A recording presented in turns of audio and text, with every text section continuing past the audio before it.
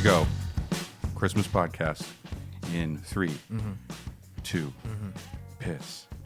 Hello and welcome to a very merry episode of Funbearable. My name is Ray Harrington.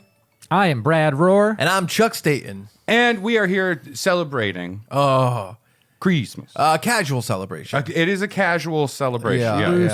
Loose celebration. We're doing loose. Loose Christmas. Our official Christmas episode is coming later in the month.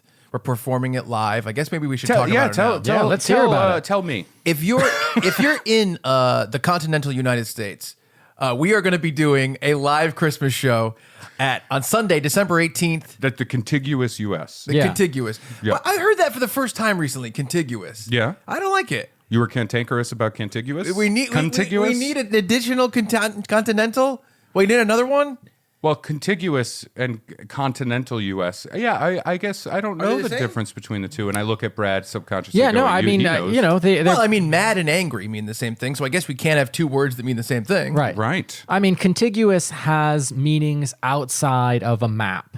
And continental, really, it's Just the map. geographies and breakfast. And I was going to say continental U.S. That only comes with like cold items. Yeah. It doesn't come with a hot right. breakfast. Contiguous Yeah. breakfast, though. The worst thing, Waffle yeah. bar. Contiguous The thing I don't like breakfast. about continental U.S. is that like after 9:30, there's nothing left. Yeah. You know? Yeah. And they're always like, "Oh, we have a continental Yeah. U.S. until 10." Do you ever stay And in it's a like, hotel? well, I'm not getting up. Yeah. Did for you ever that. stay in a hotel? This is real. And call the day before and ask them to save you bacon because you get up late? No. In fact, I think that's weird.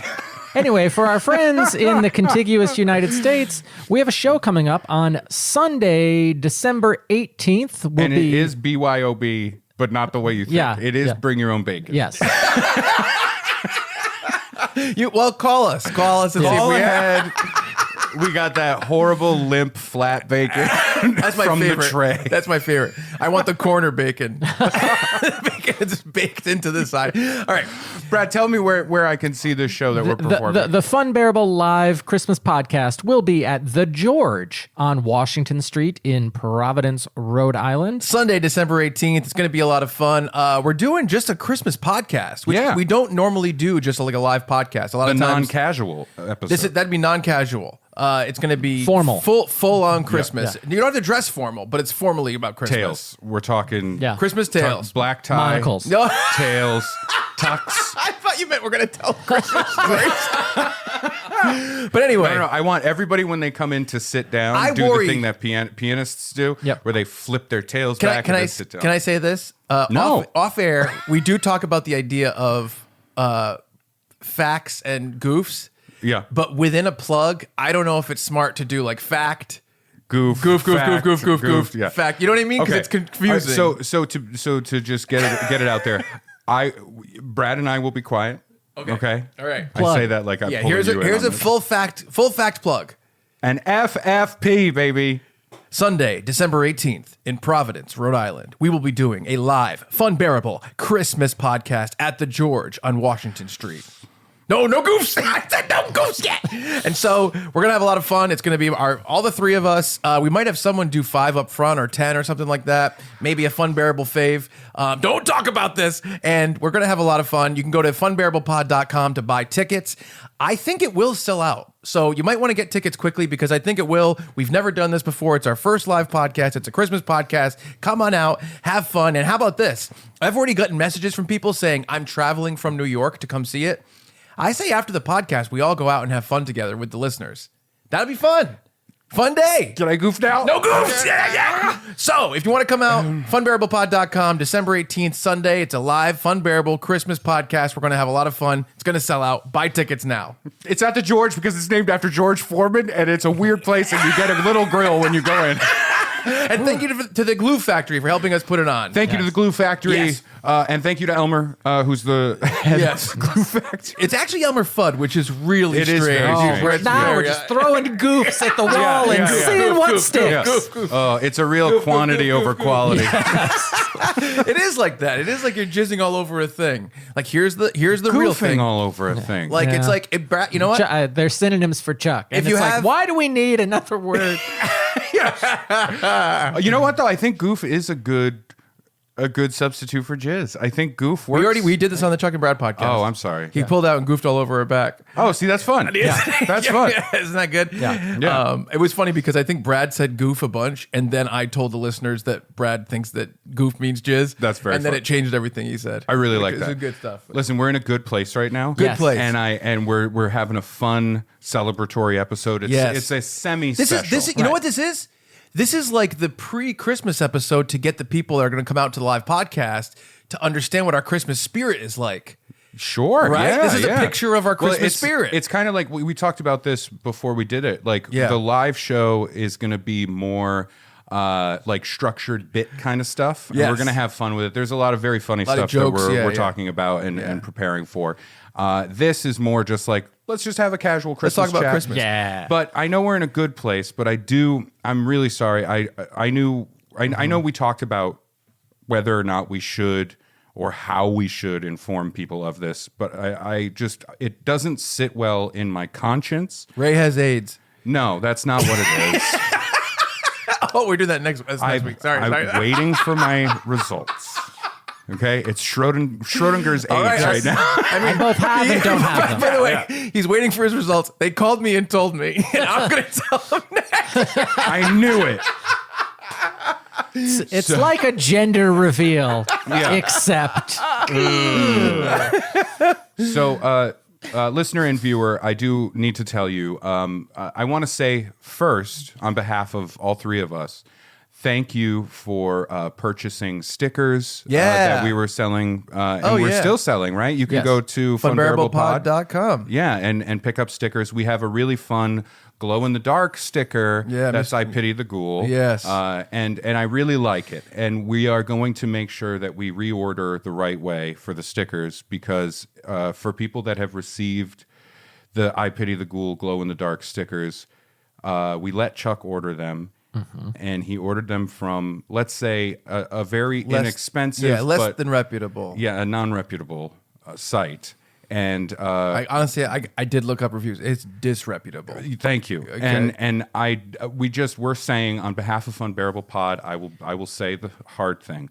If you have a glow in the dark I Pity the Ghoul sticker, you should remove it immediately from whatever you have it on. They do cause cancer. Yeah. They have radiation. It's renal cancer. They're radioactive. Right. Yeah. That's the glowing that happens. yes. And so we are very sorry about Yes. that. I mean, I would remove it, but if you touched it, You you already have renal cancer. Yeah. So, say goodbye to your Odds retinas. are. But, Odds are. Well, yeah, odds are. 90%. sorry, real quick. You said say goodbye to your what? Your retinas. What do you think renal cancer is? Cancer of the retina? That would be retinal cancer. Yes. Well, renal is a... What? Yeah. What's a reen? It's a subset.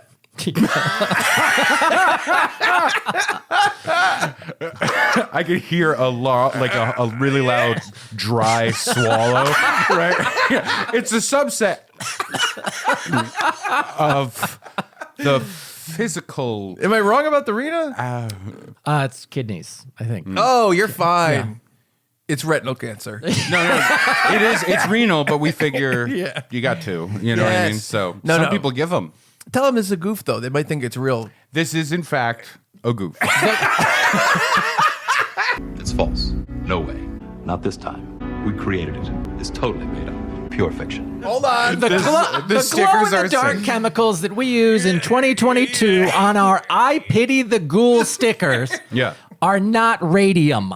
We No. are not using radium. They're This- safe to touch. Do not lick them. no. There's a reason why they're stickers and not stamps. Yes. I will say that. Yes, That was my yes. fun little goof. That was a good good goof. goof. Good goof. Yeah, it was a that was good goof. fun. I like that. I think at the end we should do a goof check. And we just do goof check. and we'll be the goof troop and we'll check everything So we many goofs happening right now. We'll check and make sure everything we All said I have was to say real. is garsh. Can I tell you a really funny thing too? Yeah. We know It why better be that really- we yeah, know oh, why yeah. that tiny cake is here. We have not explained this The yet. listeners think this is how our we decoration. decorating. Yeah. That's our decoration. That's as far as we're willing to go on a casual, loose Christmas episode. Yeah, we have one tiny cake. No garland. Tiny cake, ribbon, mistletoe. Can I bring a tree? We if had a you bring lot a of tree, I'll shove that tree where it does. we had a lot of decorations, snow but doesn't- You know, you got one of us vetoing garland, one of us vetoing trees, one of us vetoing fake snow. So all we were left that we could agree on. And Brad vetoed Judy Garland, which was really, really weird. You famously, I you love hate the Judy wish Garland. I was going to say that I offered to bring in a menorah to celebrate Hanukkah, and Ray enthusiastically vetoed it. Didn't say why. Just Now, by the way, I'm not saying that Ray's a gold digger. Finish it. Finish it. He's a big reach. So, Well, let's talk about the cake. Let's talk about the cake in the room. yeah. Okay. Yeah. So there's a very tiny, beautiful little cake. Let's throw to the B-roll for this beautiful cake. Who got the B-roll? Chuck did. What? Did you get it? I thought you were getting the B-roll. Yeah, I got the B-roll, but yeah. I used a disposable camera. I can draw it real good. Okay, yeah, I you could draw you draw it. Yeah. No, this cake is something called a Christmas cake. It's a little guy, right? Little fella. Yeah. They make many different sizes. It is an English tradition. Right? It's an English traditional thing. I experienced it when I was in London, England. Yeah. Oh, okay. And since then, Capital. it is like a family tradition in my household. We have a Christmas cake. In the O'Harrington's household. The O'Harrington. Oh, yeah. Oh, yeah. Oh yeah. Yeah, that was actually the Harringtons. I dropped the O and I went to regular Harrington because my O Harrington bathroom readers were not going well.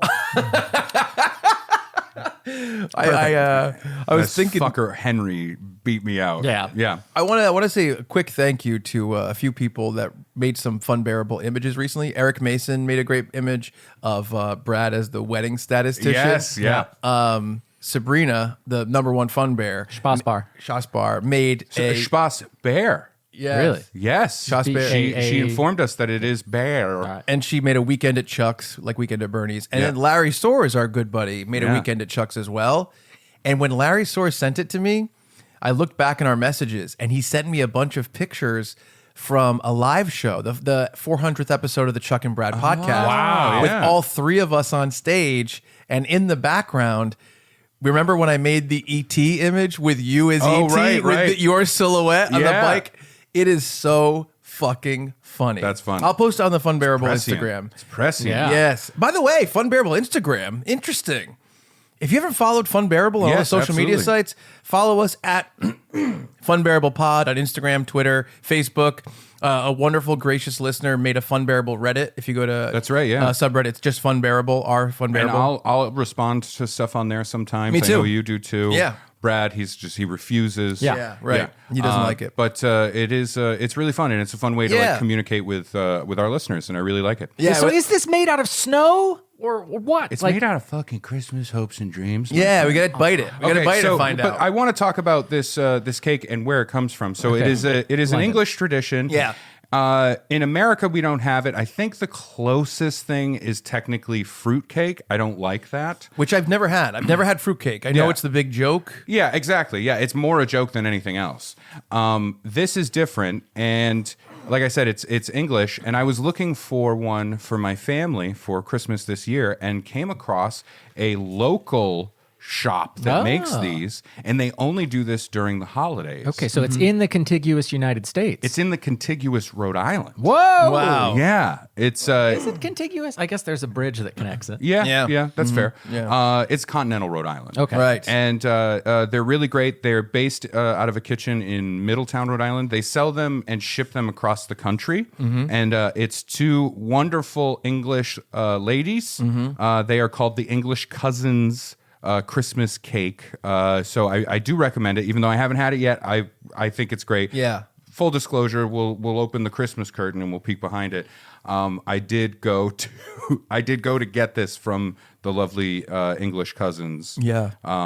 Right before this recording. Right. Because they are only open certain times. And when I went there, I talked to them. Yes. And it was like a fun little side thing, like a side mission for the podcast. Yeah. And I went there, and it's these two nice English ladies, and they are just working their asses off making cakes. Right. Various sizes. It's really wonderful. Wow. And they gave us this cake. That's So very I have my kind. family's cake, and then they gave us a little one because I told them that neither of you have ever had Christmas cake. I am very apprehensive. Not me. I'm ready to pick it up and bite it. as I am with Brad is very, very Food, picky. yeah, He's a very very picky little picky, boy about yeah. food. Isn't there like a psychosis like this? but Where you're like a food maniac and you're like, no. I think let's downgrade it a little. Let's call it a neurosis. Neurosis, psychosis. there are different disordered eatings. There you go. that, Yeah. Like orthorexia. Oh, and our Pity the Ghoul Which stickers disorder do do you cause have? cirrhosis Yes. of the liver. No, but isn't it like when maniacs can only eat certain things? Yeah, but What kind of maniac are you? I don't know. A plain. I don't think he's Yeah. a maniac. Plainiac. I'm a plainiac. Yeah. I'm a plainiac. By the way, plainiac. if you think that word plainiac isn't going to get said every day for the rest of your life, you've got Every another thing day? going. Oh, So I have text a lot. a knife. Brad brought it. He said it's one of his, and don't check it. Yes. He said don't put a black light on it. Yeah. Don't scan it. Don't give it to any police or inspectors of any kind. Inspectors, like health inspector, Yeah. Police inspectors. OSHA. OSHA. Get him out of here. by the way, if you don't think The I'm World going to... Wildlife Foundation. How do you do you just cut it into a little slice? Like, Yeah, we're gonna slice. So Okay. inside is is like a very dense cake. oh, okay. It's not cakey like light cake. It's dense like a bready kind of thing. Yeah. With dried fruits and brandy. I feel fear. I feel there's- legitimate Why? fear. What is There's wrong with you? I don't know. marzipan. There's You're a real marzipan plainiac. over that, and then there's royal icing on top. It's a special holiday treat. It's very dense, very heavy. I am now pushing very hard. Push it. I was like, should I bring a Push it sharp real knife? good? Let me describe it for the listeners. This cake, the outside icing looks delicious, and it covers it completely. It's white icing that is hardened. It's like halfway between a cake and a like breakfast. Ooh, sweet. I like that. Oh, it's not coming out well. That's okay. It's not coming out well. It's coming out good. Here, you take this one. It's a nice little. Yeah, piece. we're all gonna try You at the get a same nice little time. piece. So, And I'm so Brad, glad we're Brad making has mess. a tiny piece. He's like a a neurotic 10-year-old. All right, I'm gonna move the cross section of the cake closer to the camera. See if maybe It's not going to be in focus. Don't right. do it. You know what's fun? Then I You won't can do it. smell the Yeah. the spices and Right. stuff. Oh yeah, I And love a I spice think Brad cake. is not happy about that. I'm just confused. Just hold on, I Brad don't want to likes- let you down by Brad not likes pecan pie. pecan pie. Do you yes. like any apple Captain stuff? Pecan. Not as such. Cooked apples, not my favorite. Here, I'll trade Cooked you. or baked apples. Okay, here we go. Because I'm being polite. I want to serve everybody else first. Wow, this looks good. Yeah, oh my it's, goodness. It's really delicious. And just remember, Should my Brad- first bite be frosting and cake? Yeah. Oh yeah. Listen, Brad, you won't let me down if you don't like it. Right. You will let down these adorable Well, I don't want to let English down. cousins. I don't want to let down the entire country of England. That's right. Oh man, I'm so excited. Our for allies in war. Yeah, This. I got some dates. and I got some nuts. our occasional opponents in war as well.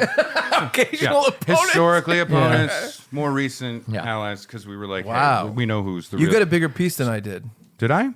No, it's the same. I think yours might actually be bigger. You're just saying, look, mine's hollow. All right, we ready? I go to fucking Newport. I drive 45 minutes there and 45 minutes back. I slice you a piece of cake. I give it to you first, and then you go, yours is bigger than mine. And there's still half the cake left. Yeah. All right. I'm going to get a good piece with all the things. That's what I'm trying to do. Yeah. Woo, woo, woo. I hope it's as delicious as I remember. I'm sure it will be. Yeah, I think so. It's very Christmassy, It hence feels the name. Christmassy. All right, ready? So here we go. 1, 2, 3. Merry Christmas. Merry Christmas. I'm shooing. That's a good Christmas cake. That's delicious. I love this. That's good Excellent. cake. It's good Excellent. cake. You like Wow. it? It's good cake. Oh Wow. my God. And Wow. coming from you, like there could be a sticker on their cakes now and that says Brad Rohr likes this. Wow. Noted plainiac, Brad Rohr. Hey, that's that Plain-iac sticker I keep seeing. Man, This is actually fantastic. yeah, it's very good. We're just going to eat cake now. I will say, this is the first time Brad's having alcohol. Yeah, there's Right? a little brandy in here. Yeah. I know Wow. this doesn't make for good audio or video for anybody, We can trim it. but it's so Christmassy. You know what I mean? This is fun. This It's is so very good. fun. It's very Christmassy. The reason I really wanted to share this was you guys have never had it. Chuck, you get so excited about different foods and fun things like that, right? So I wanted you to experience this thing that I love so much, right? That's a tradition in my house. Yes. And it is very unique. It's different. It's a different kind of thing. And what I want to do is get this started in America. Yeah. This should be an American tradition as well. And it's... I love the frosting. Damn, they did such a good job. And those sweet ladies are so nice. So if you're interested at all in this delicious cake, I don't know how to describe it. It is like, I guess, what a fruit cake would be because there's dried fruit in it, like raisins and dates and stuff. Yeah. As well as like some softer nuts. Yeah. I don't know, but it is Christmassy. Right. And then the icing, like the double icing gives it another flavor. And it's just, it's nice. It's right. And I have it. And I also don't feel like overly like, I'm going to get a cavity. It's so sweet. You know what I mean? Well, you took the biggest piece. Okay. But it's really delicious. So if you are at all interested in it, I highly recommend it. I'm just trying to get it started in the US of A. Right. Think of me as the Christmas cake Beatles. Ooh, I was thinking of you as the Christmas cake Johnny Appleseed. Ooh, but that's so American. Yeah. And in this case, I'm trying to bring it over the pond, right? Okay, yeah. I'm trying to get Christmas cake mania started. So then all the other bands can kick off. All right, so how do I get one if I want to get one for my grandparents? Because I think they would love it. My nan and my papa. I would recommend sincerely. Yes. It's the English Cousins traditional Christmas cake. If you go to EnglishChristmasCake.com, they're not a sponsor of this podcast. They provided a nice, adorable cake for us. And we tried to get them as a sponsor, and they were like, we listen to your episodes. Yeah, we don't want to be associated with we that. don't want anything to do with your podcast. We don't want people thinking of someone goofing on our cakes. I remember in the order that we sent in, they were like, do you promise not to eat this in the podcast? And we were like, yes. We won't. See, fingers crossed. Right. Yeah, But, they didn't see that. They I don't know know about it's that kind of anymore. odd to be like kind of pimping out a product here, but it's so nice. And I think the big thing is it is local to us. It is a Rhode Island thing. And I really appreciate it. So, and you know what? If you want to get it somewhere else, if like Google it around your area, I'm sure somebody's making it. Get it. Yep. But this is fucking fantastic. I'll say this. Yeah, it's fun. What about traditions for you guys? Well, I want to say before you say that. Go ahead. I don't think it's weird to pimp something like this in the podcast. If we were like, check out the new Funbearable Walmart pajama pants, that'd be a little weird. But They if it's are like, available. Yeah, they are. They're so low quality. They're in It's women's crazy. petites and men's big and tall. I've been sewing like crazy. Don't wear them in the rain because they're gone. They Do would not wear them in the rain. dissolve. Yeah. Don't wash them either. Yeah, don't wash them. They're one-time use. Yeah. They're disposable. Yeah. It's more of a big diaper, but no, it's not weird to pimp stuff like this. Like these two wonderful women being like, "Hey, we love making this specialty food item that is specific to this place, specific to our heritage." That's not weird. That's great. I think that's the same thing as saying, "Hey, check out this band."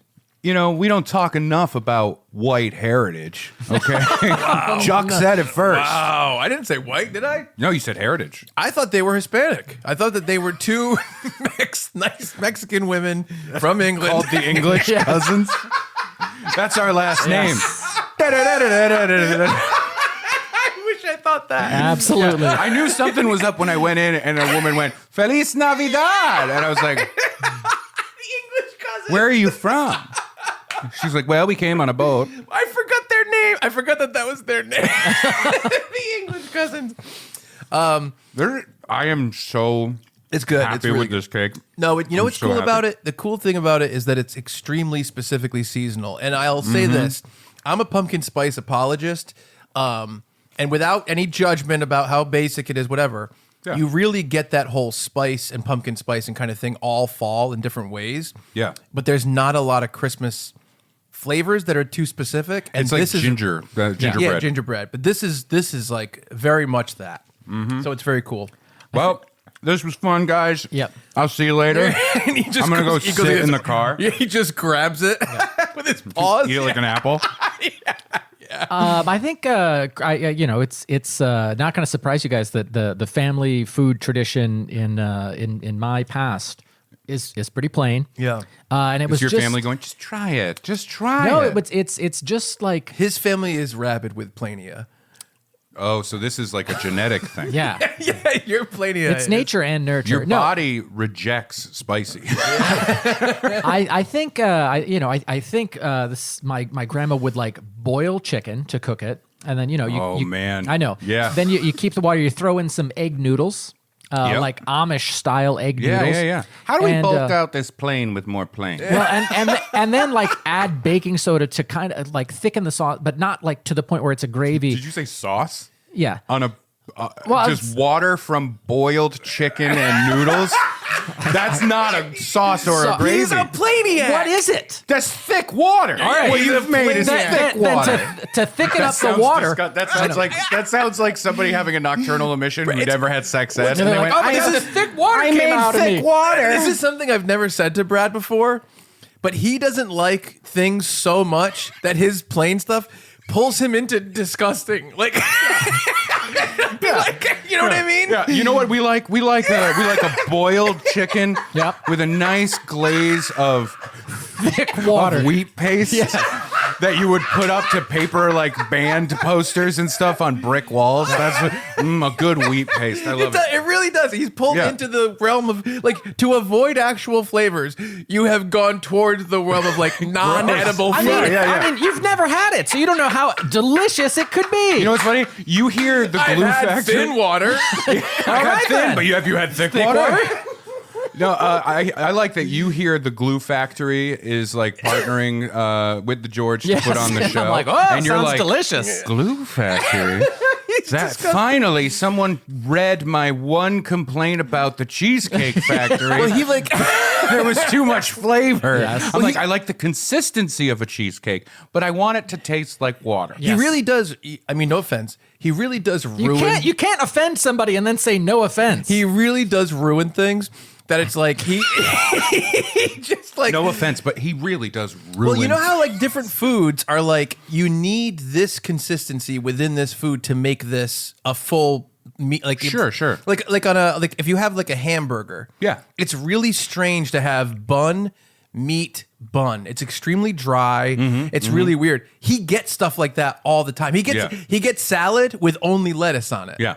No, Brad looks at That's like insane. dystopian. Dressing is empty calories. Oh God! But he Brad- doesn't even get the vegetables. No, He just Brad gets- watches like a sci-fi dystopian movie and sees them eat like a a pill? sludge, and he's like, "One day, one day we'll eat the sludge." Those the bricks from Snowpiercer. Give me some. Yeah, give me the some roach bricks? Yeah, give me He some goes- roach bricks. he goes, I'll have the oatmeal, no oats. No, just the meal. Just Just meal. the meal. Just meal, Just the please. meal. That's so funny. I do think it's fun that you are like the epitome of every stereotype of like white people food. Yes. Like See, Black but Twitter. I'm too far away. He where is. I'm like, don't give me potato salad. Don't give me mayonnaise. No mayonnaise. No mayonnaise. Black Twitter would have a fucking field day with this. They- They'd be they like, we have- found the they- guy. We they- found the guy that thinks potato salad is spicy. They love me on Black Twitter. And it's funny too because he doesn't know. He doesn't. I mean, there's no offense. Again, He doesn't know what any of the food words mean. Like he'll try anything and be like, "This is too tangy." He has no idea what it means. He thinks buffalo sauce is too tangy. do you think Buffalo is a tangy sauce. Do you think never tried yogurt? buffalo. Do you think yogurt has a tang? I think yogurt has a slight tang to it. Yeah, Oh, see that slight tang? On Too account of much the for this cultures. tongue. How about pudding? yogurt's No, too I just much. don't. I just don't like the texture of pudding, He has a thing It's for every. too solid. or it's not solid enough. Make up your mind, pudding. Make up your mind. Pudding is great. Just you in kindergarten making like the goop with the glue, and you're like, this is disgusting. This is gross. This is pornographic. I had a very advanced vocabulary at the age I of just 5. picture you as a like a toddler body with your full size head, Yeah. in Oshkosh Bagosh overalls, and just going, "This is borderline pornographic." Yes. I think. Have you no shame, Ms. K? I think that the food. Miss Hottinger. Your food plania. I think it comes from. I have food plania. I'm sorry. I mean, I'm gonna start using it. He goes. Yeah. He goes to like. He'll go to like a place to get like you know what's it called, Middle Eastern food, and get like a kebab kind of thing. Sure. And he'll get like a chicken wrap, but he gets none of the things. So it's just wrap and chicken, and then he'll go like this. it's really dry. And I'll be like, yeah, you got rid of all the sauces. That's because they don't explain what the sauces are. They're like, it's red sauce. And I'm like, that's a color. Okay, well, what sauce of red would you eat? I mean, I've eaten ketchup. That's a red sauce.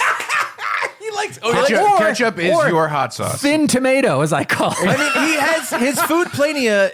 It's really interesting because he's gotten better. I want to give you a compliment. I want to pay you a compliment. Because you're with a foodie guy. Oh, Yes. yeah, I'm foodie. Well, hold And on. I'm sorry to use the term foodie, but Ray doesn't know about the history of what we did.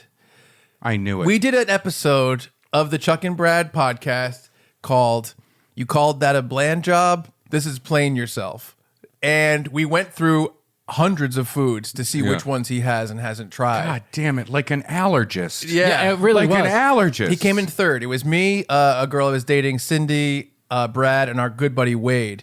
And he came in third out of the most adventurous. I'll say Wade had more severe plania than me. Yeah. He shifted the other way. We almost had him institutionalized. He's trying crazy foods. He's making them at home. Oh yeah, that's right. And so He's waking up with sauce all over his face, like, oh God, what did I do? Brad, the thicknesses of water that Wade has had. Thank you. I want to circle back to this because thick water. what you genuinely said Grandma's, is insane. Grandma's chicken and noodles. That was it. And it's just boiled, plain chicken, Yeah, it's not super seasoned. boiled Super egg seasoned. noodles. Is it regular season? They're in the They're in the same water. They're cooked in It's in all that in the water. same broth. Yeah. Broth. And Wow, then that's probably a closer word than sauce. And then some thickening agent goes Yeah, in. Baking soda. I think it does. Yeah. When I try to make it, I have to add baking soda. But what are you getting out of that though? Like so then you take a plate or Yep. what is it? A plate or a bowl? Plate. A plate. You put a plate down and you take a piece of boiled chicken, It's chopped up boiled chicken. chopped up boiled Yeah. chicken. It's like And the egg noodles. Similar. It's similar, not the same. Like fettuccine Alfredo has noodles and chicken and sauce. This is what's the noodles and sauce? chicken and not sauce. Yeah, the sauce is Thick just water. Thick water. Thick, vaguely chicken flavored water. Disgusting. I can't. This is baffling me. Like it's funny because your Genuine. plania, Go get it. Go cook it and bring it in. your plania could be like just fun and playful, but this is damaging to humanity. It is like the best Christmas food. It's warm. It's filling. This is a joke that would be in like a fucking Wayans Brothers movie where like the white guy in the group I is show having, up and I'm like, hey guys, chicken and noodles. yeah, They're you like, walk "Oh, into the barbecue and you're like, I got my spiciest food, I right? never said it was spicy. I know.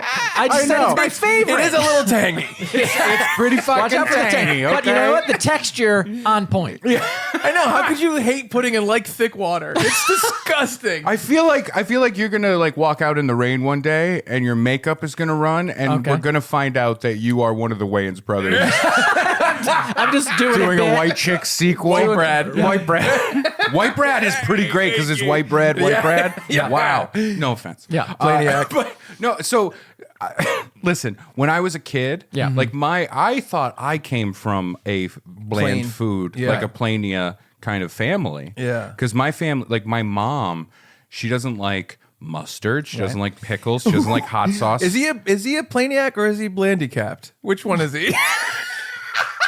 Handicapped is fucking great. Yeah, I do don't like think that. you can say that in 2022. Think of the parking. I get better parking at nice restaurants. There's a because I'm different handicapped. drive-through Yes. for you because they're like, this will be super easy. We could basically just give him a slightly warm bun, and he'll be happy. He doesn't know everything about you. He orders all of his drinks without ice because he doesn't like ice, which is don't. just frozen water. That's too thick. It's too thick. Yeah, You got to too hit the thick. magic thickness. Yeah. So- the magic thickness. Magic thickness. Brad / fiction. I love that. First of all, I hope you start bottling that sauce. I'm going to consult with the You're English gonna be like cousins that on how- viral video woman, the Chef P or whatever, Yeah. the woman that was selling pink sauce. Yeah. Yeah. Did you hear about this? No. It was like all over TikTok stuff, and it bled over into like Twitter, and that's where I found it. Yeah. And this woman was selling, like through Instagram and TikTok, pink sauce. Yeah. And it just shows her like putting like neon pink sauce on like chicken and eating it. And she started selling it, and people are like, what is this? Yeah. It's basically just ranch, Oh, okay. Yeah. but it's pink, and everybody was calling it out because she had a fake nutrition label on the back. Beautiful. That's Right, funny. serving size is like 400, or the amount of servings was like 444. Yeah. And it was like weird and wrong, and it Yeah, was yeah, bad, and yeah. she was shipping it out in just like an Amazon style plastic bag, so everybody was getting like burst open bottles. It was great.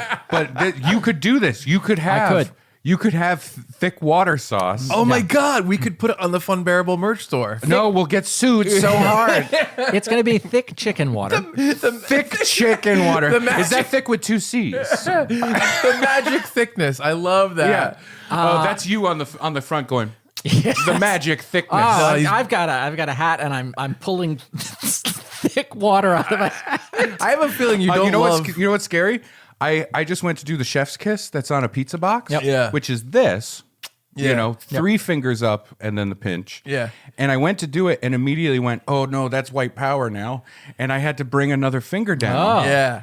And now I can't think about the pizza guy. I'm on the keeping box. this. This is ours. It's okay. It's A-okay. Don't say this is ours. It's ours. We're the progressives. No. Don't say we either. I'm not letting white people take this. Wait. What do you say? Wait a minute. But no, so I do like this idea. White people already got thick water from this episode. Do you hate Blandicapped? I don't like it. I prefer it. Plain-iac. Yeah, I do like That's it. my preferred term. So in my house, like I said, my mom, Right. she was very bland with stuff. Sorry, Mom, if you're watching this, because sometimes she has seen a couple episodes, which is fun. Yeah. But I'm really sorry. I'm going to dime you out on this. You don't like flavor. And Neither does Brad. But it's a thing, and like I had to like then leave and like carve my own path. I was like, Right. I Yeah, gotta go me too, find yeah. flavor. Yeah. I'm out of here, and I searched and searched, and then I saw a bleach tipped man, and he brought me to Flavor Town. Right? I grew up in a house that my mom was a great cook, but then it's like, don't you feel like wherever you come from, you're gonna have blind spots? Yeah, Like your because family that's your is normal. Yeah, when you 'cause grow your up, family- that's your normal. Right. They might not have Indian food. They might not have, you know what I mean? They Yeah. might just like not gravitate towards it. And also I think that with the onset of just communication and stuff, things have changed. So people communicate in a different way. So it's like, I don't think in 1985 people were eating as sushi as often Absolutely in America not. No, as no, they were eating. no. As they're Yeah, eating and I've now. had a lot of conversations about this idea too. Like, Yeah. back in the day when we were kids, sushi wasn't as prevalent. Yeah. Like no one was having avocado. Avocado. Right? Avocado came out later. You know what I mean? And And, you know- suddenly it was like, oh, this is fucking great. I have a boring fact, which is the fact that the way that they actually ship avocados has changed like 20 years ago, basically, like right after the year 2000, maybe around 2004. Yeah. They changed it, and so now avocados are way more plentiful in the United States. That makes sense. Yeah. Oh, It changed on September 12th, 2001. there were avocados in that plane. They're like, we can't ship them this way anymore. We have to come up They're with like, a different oh way. God, it's horrible and delicious. but no, it's it's a weird thing. And like I grew up, so boiled chicken. Yeah. Yes. That went away at some point in my childhood, but there was a period of time, and also when you're like little, Yeah. you only like pretty bland things. Right. And I remember a good chunk of time, probably like kindergarten age, where like boiled chicken with some ketchup was my jam. I was just like, yep, I'm happy. Yeah. You know? Can But I- that went away after like taste buds started to form. Oh, see, I only have 4 taste buds. I don't know that I've ever had a peanut butter and jelly sandwich because I've never liked jelly ever. Well, I'm gonna give. That's not the magic thickness. That is jelly. He won't eat jelly. Never been Let's give Ray some facts. When was the first time you had macaroni and cheese? I was in college. I was probably 19. Just because like it wasn't prepared at my home, so I just assumed why it was not? because I didn't like because It's my made mom the same didn't way like as your it. fucking chicken gravy. No, there's cheese in it.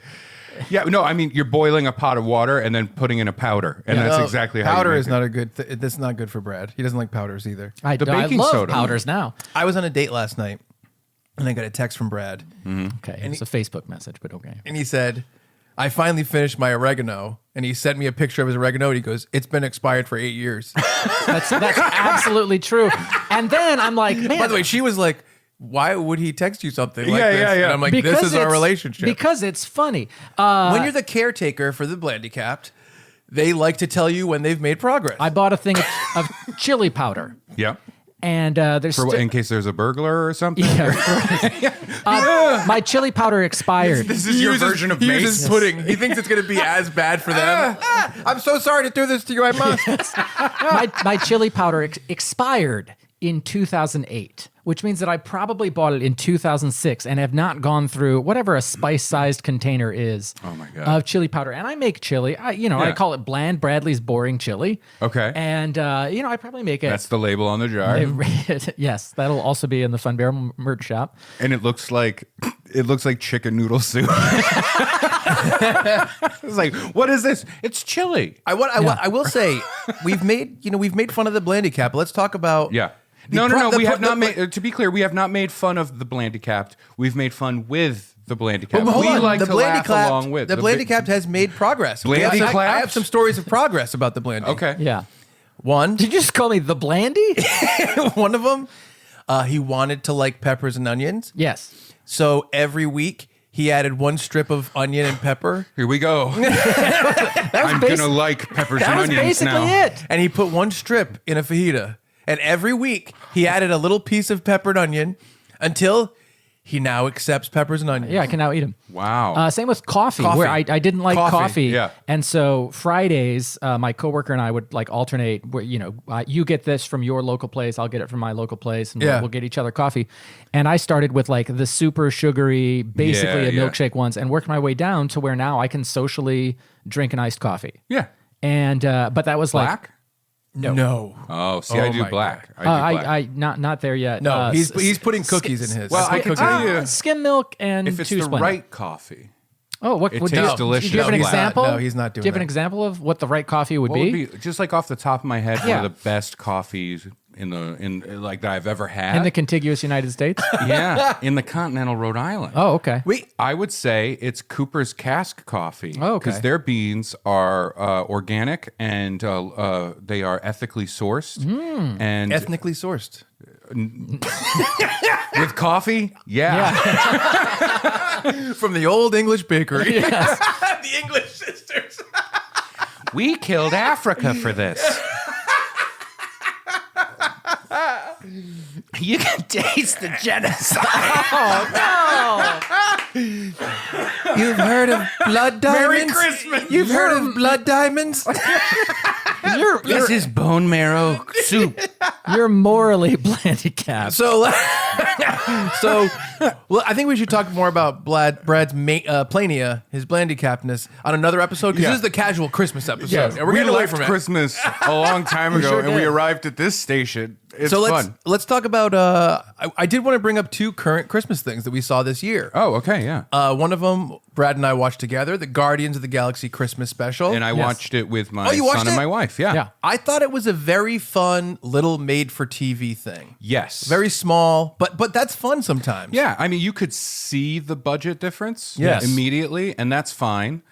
This doesn't go into like the content of it, Yeah. but I do like This my is wife. not, by the way, it's not really a thing where you're like, spoilers. It's not that. It's just fun. It's just fun. It is a fun thing. It's weird because like I watched it and I'm like, this is really good and I'm enjoying this a lot. Yes. But it's also really weird for this to be a thing that's part of like the MCU and Right. this big giant thing. And I'm like, if James Gunn wasn't James Gunn Yes. and making this really, really, really like good and hit this certain mark, Yes. it would be horrible, right? Well, Like, yeah. does that make sense? I know what you mean. If handled by someone else, I Yes. think it could have fallen apart. See, it's a really interesting thing because the story is so minute, and the story is essentially all this time throughout the movies, the lead character, Peter Quill, played by Chris Pratt, has talked about this guy who did all these different things, and it's Kevin Bacon. Yeah. and the aliens that he's friends with, like Drax and Mantis, have misunderstood these stories that he's talking about an actor playing an actor in a movie and doing all these things. They mistook it for like Kevin Bacon being a real hero. Yeah. And so the idea is that because in Endgame, Avengers Endgame, or maybe even Infinity War, Gamora, Peter Quill's love interest, was killed. He's been sad ever since. So for Christmas, they want to go to Earth and get Kevin Bacon. Yeah. And all they do is bring him to see Peter Quill, and that's the whole thing. Yeah. But the idea of the jokes in it, which are that they hate actors, they hate finding it out. Mantis fools him into thinking he's a real hero. All that stuff is so works. fun. It works really, really it's well. really fun. I love James Gunn. Yes. I think James Gunn's mentality on stuff is really, really fun. I think he still has some of the trauma days. Me too. In Yeah, him. me too. Because he used to work with the trauma films, and like he wrote a bunch of them. He would be on set. He would do stuff. He wrote, I think, Romeo and Juliet. So you have a guy who is coming up with like penis puppets singing, but also like shooting goof all over people and stuff like that, and killing people. Shooting goof, I like a lot. And now you have him handling huge properties. Yes. And also becoming like the new Zack Snyder, I think, for DC. Yeah. Oh, yeah. Which, He's basically the Kevin Feige of DC. Yes, that's right. That's right. And I love it because he has kept a lot of that sensibility. Absolutely. And it's perfect. But what I will say is it's so fun to watch it kind of play out that way. Yeah. The thing I wanted to bring up earlier was like Kalina was watching it with Finn and I, and she pointed out, and I don't know exactly what it is, and maybe you guys can help me with this, but Chris Pratt, he looks weird. He looks different. And I don't know what it is. And I was like, I think because Kalina was like, why does he look weird? And I was like, I think it's is it his hair? His hair is way longer, and his beard is like grown in. But his hair is like big too, and it's like almost like a wig. I don't know. I think it's funny because I think about this kind of stuff all the time in terms of how they decide to change the characters movie to movie. Like if you look at Robert Downey Jr.'s Tony Stark, in each one, he's really different. In the first movie, his hair is slicked back the whole time. Which is really weird. And then in Iron Man 3, he's basically like me. Yeah. You know There's what I mean? just something odd about it. And there's something off, and I don't know. I don't want that comment to go unnoticed. In Iron Man 3, he's basically like me. Well, he's just like his style is different. His style is very different. He wears like in Iron Man 3 he wears a t-shirt with a long sleeve white shirt under it and short like flipped up hair in the front. Right. And it's like very different movie to movie. Yeah. And I'm sure it's like a decision, and I was wondering if part of Peter Quill's look is supposed to be that he's been kind of depressed and not thinking about himself or taking I don't know, care of because he himself. looked like that. He looked kind of like it in Infinity War and Endgame. Like there's something about his look that shifted. I don't know. Maybe it's him like getting more jacked. Oh, I think it's actually. something? I actually think it's the opposite. I think he went from Andy Dwyer on Parks and Rec, and he got super jacked to be in the first Guardians of the Galaxy. And now I feel like they're finding an in-between of like a regular person and like a superhero guy. Because Peter Quill wears such a big red jacket that it kind of, you don't really see his muscular physique as much as you do with like Thor or whoever. And so I think that maybe they were like, let's just make him more of a regular guy. Yeah, it's interesting. I don't know quite what it is, but we're spinning off again. Right. No, it was great. It was really fun. I thought it was fun. I thought the opening band song about not understanding Christmas was very fun. It's such a fun way to open it and have the credits. Yeah. And then like Groot loves it. That was fun. I love all the actor stuff. That's good. And then when Kevin Bacon, they're like, no, you're a real hero. And they convince him by touching his leg. And he goes, I'm Batman. Wait, no, I'm Bruce Wayne. Like that was killer. Yeah. That's a great bit. And then there was a nice exchange with Rocket where it was, like, oh, we won't hurt you or something. And he says something else. And immediately, like the timing was so perfect. Yeah. I'll kill you. Like, Rocket goes, I'll kill you. Yeah. It's So perfect. good. And then I loved when Kevin Bacon is going to leave, he goes in the ship and he goes like, I'm getting a call from my wife. You guys get service out here? And like, it's almost calling it out that they're just using this in the movie and how silly it is. Yeah. And then he decides to stay and you have that heartfelt moment, but it's played up as like, we know this is dumb and the typical beat that would happen here, and we're playing into that. Yeah. And I thought that I just thought it was a very fun 45-minute. Would have been played on ABC at 8 p.m. Right. You know what I mean? That kind of thing. Oh, there was one joke that genuinely made me laugh in it. When Drax and Mantis are walking down Hollywood Boulevard. Yeah. And they go by Man's Chinese Theater, and all of the characters are out there. Yes. Posing for pictures, which is a thing that happens. Yes. You'll go by like 3 Spider-Men, and there's one like really dingy Spider-Man. Yeah. You know what I mean? Yeah. And I always, what was the joke that I did? Because I was hosting I was emceeing an awards thing at Man's Chinese Theater. Oh. Yeah. They asked me to do it, and I had to do like a monologue up front, like a regular award Right. ceremony. And there was I saw Spider-Man. That was really cool. Then I saw Spider-Man, and that was cool. Then I saw Spider-Man, and I was like doing that thing, and then going up to Spider-Man and going, you know that there's other guys faking it here right now. You know, it's just anyway. Right. It was really funny in the moment. That is it was funny. so good. That's funny. We'll cut all of that. That's out. funny. But no, the joke I wanted to point out is Drax and Mantis are there, and then people come up and try and take pictures with them. Right. Yeah. And you know, it's a conceit to give them money so they can Right. go and do the other things in the short film, I guess. But I like the joke that somebody like takes the picture, gives them the money, and as they're walking away, it's an 80-yard line, and somebody goes, "Wow, you got a picture with God of War." Right. And I was Yeah, like, yeah. "Oh, that's great. That's Yeah, great. He that's a does great look joke. like Kratos. That's Yeah. fun." They also did the GoBots thing. Yeah, that's right. And they Yeah. said GoBots killed his cousins. And I Yeah. thought that was super funny to throw in. Yeah. But actually, when Peter Quill walks into the area at the end that they've prepared like Christmas, and it lights up and he sees everything, I was like, that was really well executed. Yeah. I know the Yeah, beat. yeah. Obviously, people have done it a million times, but it was just like a fun little Christmas watch. Did you see A Christmas Story Christmas? No. No, Not yet. Walt has been talking to me about it. Yeah. Some fun stuff. Okay. It definitely knows what it is and loves the original. Right. And it definitely goes out of its way to pay homage to them. You know what I Good. mean? A lot of stuff like that. It's fun to see everybody come back. Yeah. The one bummer is because in real life, the actor that played the father passed away. Yeah. The movie essentially just is... It really is just Ralphie dealing with his dad dying. Yeah. Like his Yes. dad just died in the movie. Yeah. And it's the first Christmas without him. Yes. And he goes home. Right. And it's a different mom, which really bums me out. Yeah. It's the actress from the Airplane. Yeah. Is it? movies. Is yeah. it's not the same person? That's not the same person. No. Oh, someone told me that it was the same person. No. Very I different. think it was Get 'em told me it was the same person. Well, you can tell Get Him. He's fucking wrong. Wow. Yeah. Hey, Get Him, if you're watching, you're wrong about that. Oh my Also, we goodness. miss you, buddy. Yeah, and you're a nice guy. Yeah, but please you're come wrong back on about the show. that. Oh, wait, Yeah. what? Oh. But And when you come back, be right about your things.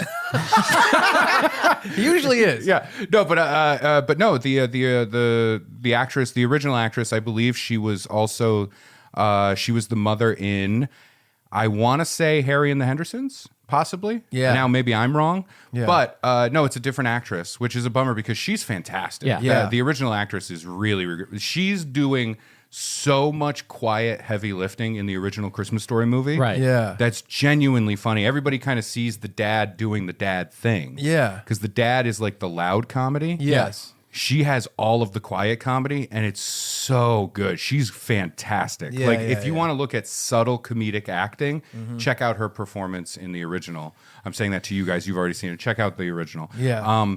But so it is kind of a bummer. Right. Because it's like Christmas Story is so nostalgic. That's what I hear from And to most kind of people. tap into this one where it's like, oh, God, all right. Yeah.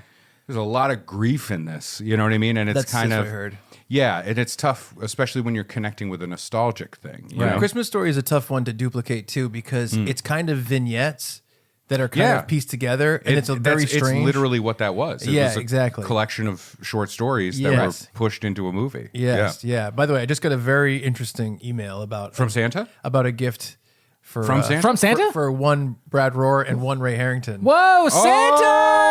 It's not from Santa. Charred thick water, here we come. It's from it's from Santa Chuck.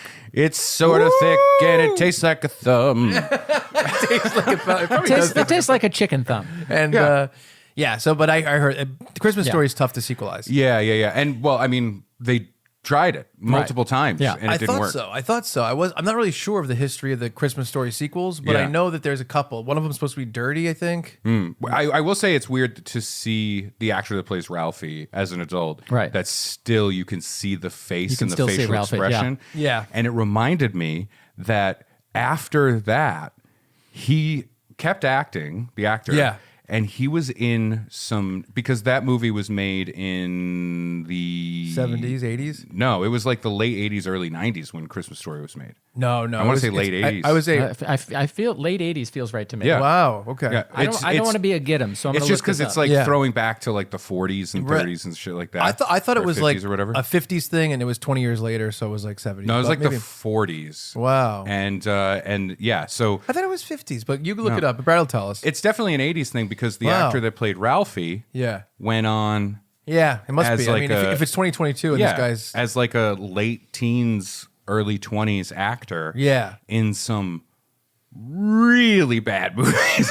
Right? Like, and I just caught a thing Yeah. where it was like one of Seth Green's first movies. Oh, yeah. And he's in it, and seeing him as a teen Yeah. and like doing teen stuff in a movie, I'm Yeah. like, nah, you're Ralphie, dude. Yeah, you yeah, know, yeah. You will always be Ralphie. No offense, but you're Ralphie. Yeah.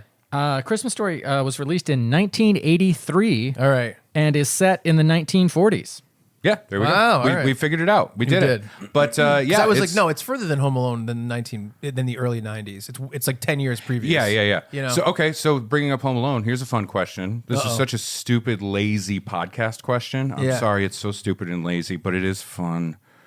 Who would win in a fight, Ralphie from Christmas Story or Kevin McAllister. He from beat the Home team. Alone? He beat grown men twice. With props. He would have his props. He never did a physical. Yeah, that's Hit- true. That's he true. shot him with a BB gun. No, Ralphie went fucking loco. No. And beat the shit. Yes, he did. He beat the shit out of a bully twice his size in Christmas That's true. Story. You really there's a lot of factors that are going into Yeah. this fight. Where is Does he it? have his He BB beat gun? the shit out of Farkas, dude.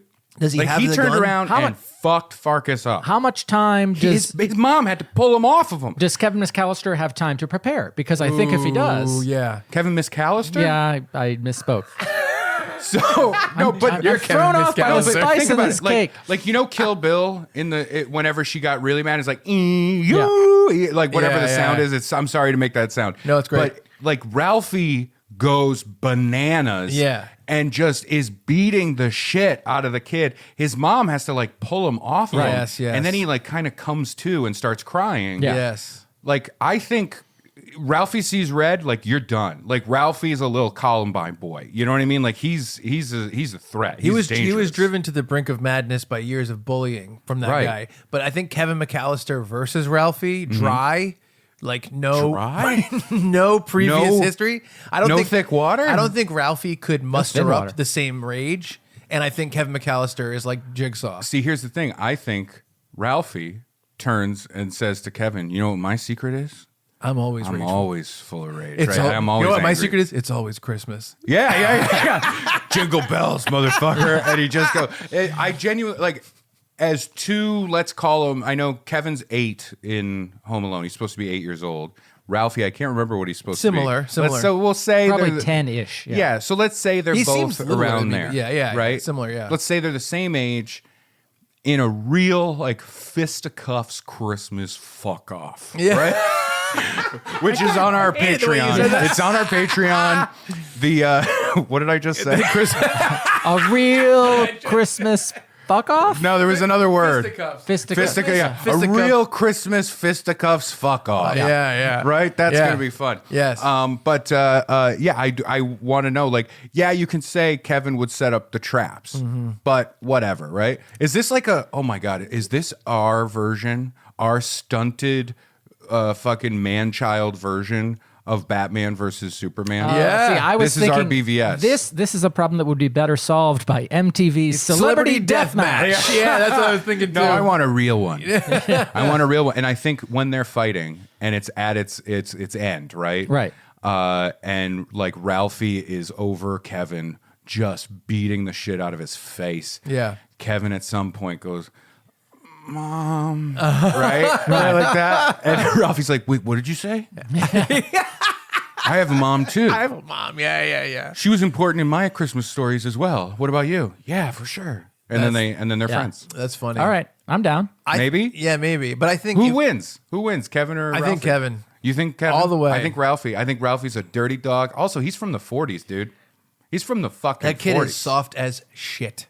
You watch him beat the fuck out of a kid. That was being pushed to the brink of madness. Yeah, but Kevin... Why are you pointing at me? I know him. He's soft as hell. 100% of the time. But Kevin... And someday he's going to snap. Kevin didn't... That doesn't mean he would win a fight today. Physically, he never even threw a punch. He doesn't throw a single punch. He doesn't need to throw a punch. I sympathize with Ralphie being pushed by a bully. Pushed and pushed and pushed. Called names. Mocked up.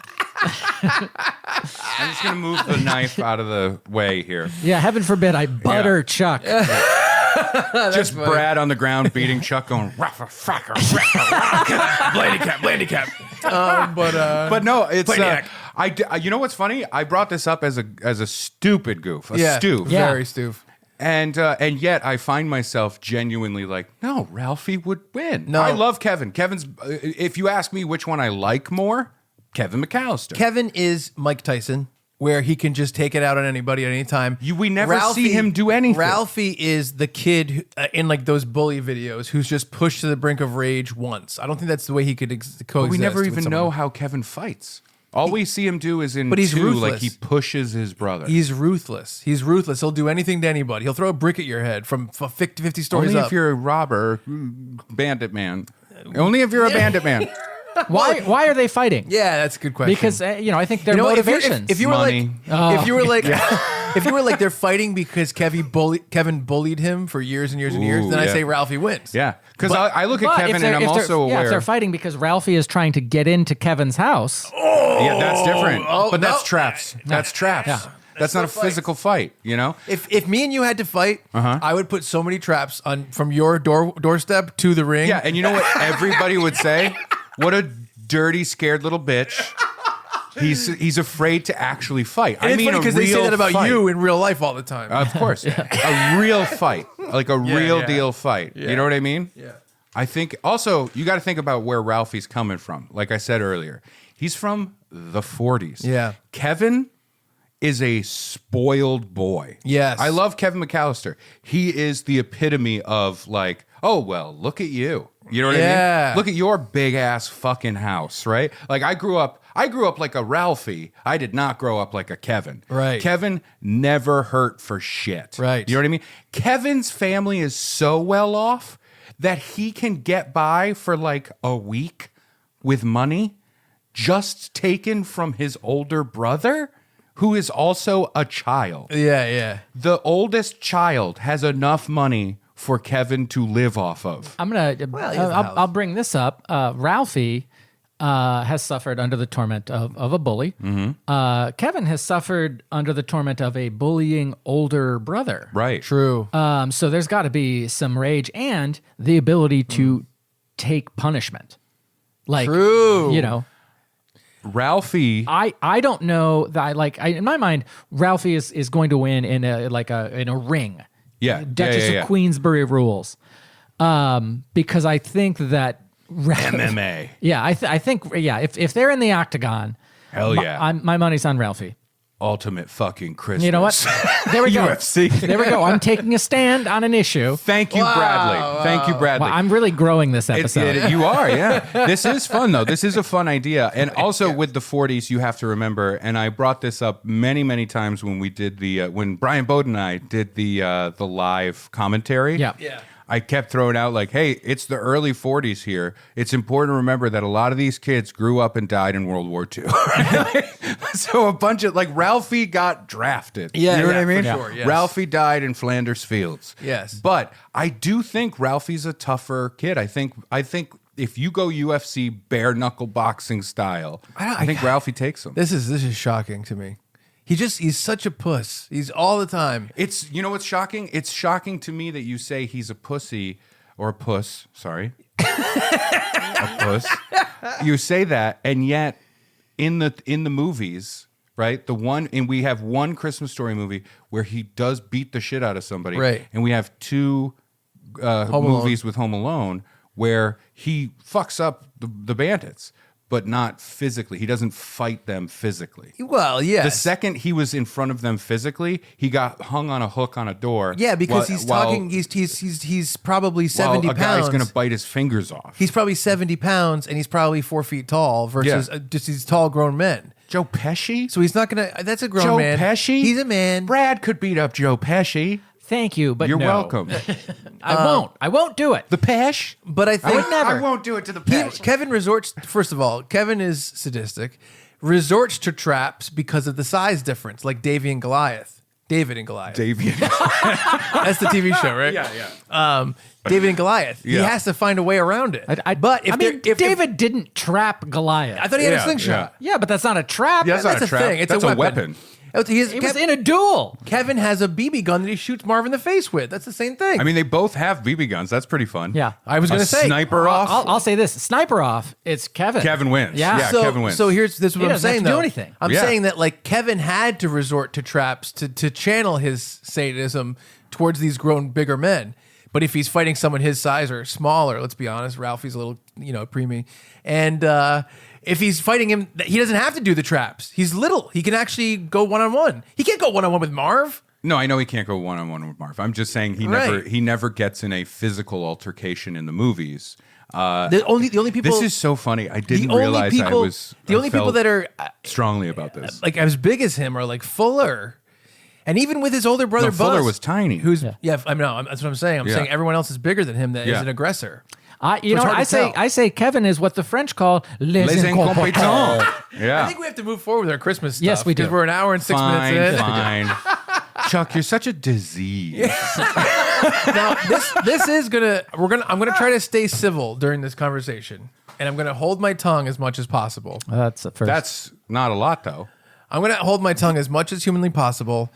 Brad what and is I this? watched a new movie that I thought was an excellent Christmas movie called Spirited.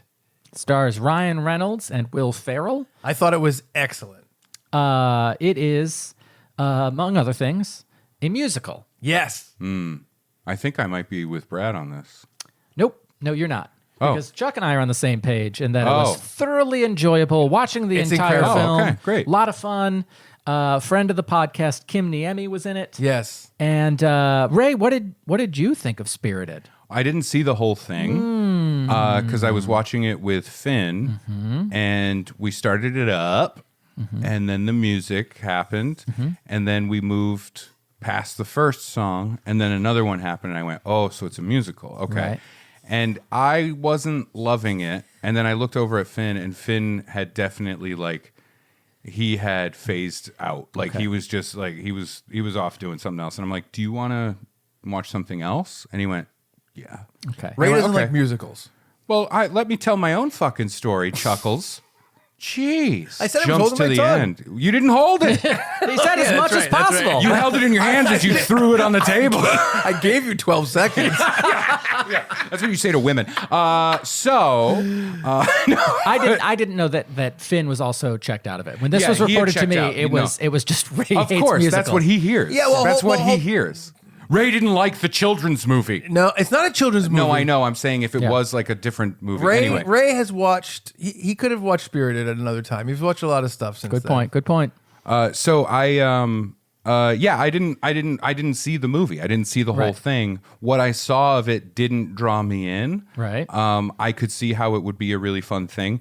We had a whole conversation on the phone, Chuck, Yes. about this, where I was I said, I just don't like musicals. And Chuck couldn't fathom the idea I mean- that someone doesn't like a particular genre. Yep. I guess as someone who has gone on record this episode as saying I don't like pudding, it's hard for me to actually be angry that Ray doesn't like Well, this musicals. is an interesting thing, and this is not me judging anybody. No judgment. As he Right. puts on his robe and grabs his gavel, and puts the wig on. Let me put my powder on. Yeah. It is funny because I think that when someone doesn't like a thing that's very general, usually you find another person who is like, "What do you mean?"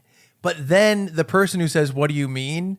will also have a thing like that. Right. Sure, So yeah. it's funny for you to be like, Brad doesn't like pudding and this and this and this. And you're like, I don't like musicals. To me, that's funny. Okay, To yeah. me, it's the same. Sure. Like you might be. No, but here's the thing. I handicapped. understand somebody not liking pudding. I'm like, oh, okay.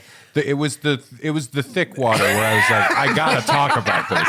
That's a bridge too far, right? Like that's like me saying, I guess for the analogy to work, that would be me saying like, I don't like musicals, but I like. I don't even know. Not even musicals. It would just be like, I don't like movies with narrators. You know what I mean, or something like that. Yeah. But anyway, yeah. Without judging Ray, just talking about the movie and what it is. Sure, yeah. It's kind of like a take on Christmas Carol, right? But from a different point of view. And modernizing that, obviously, there's been a lot of attempts, and there's been a lot of good movies. Like Muppet Christmas Carol is awesome, I think. I love Scrooged. Yeah, you love Scrooged is Scrooge. fucking great. Yeah, in terms of taking a Christmas Carol and turning it into a thing, and shifting it and seeing what you can do with that. Yes, that's really fun for me. I love Muppet Christmas Carol. I love Mickey's Christmas Carol, and I actually like the Jim Carrey and Carrie Elway's Christmas Carol they came out with. And to be honest, I even like the what's his name, Patrick Stewart. Yes. He just does a reading of the whole thing and he plays everybody. Yeah, yeah. And I listen to that around Christmas. So I'm a big fan of Christmas Carol, and this is a real meta, like fourth wall breaky take on it, where one of the ghosts, Will Ferrell, is trying to turn Ryan Reynolds, who is the person he wants to turn.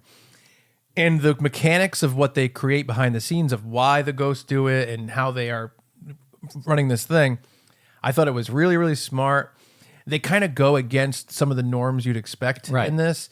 They did a whole thing in the beginning where Ryan Reynolds has a song about how he's going in to help this company that's selling real trees. And he does this big, essentially speech to work for this company to help them market.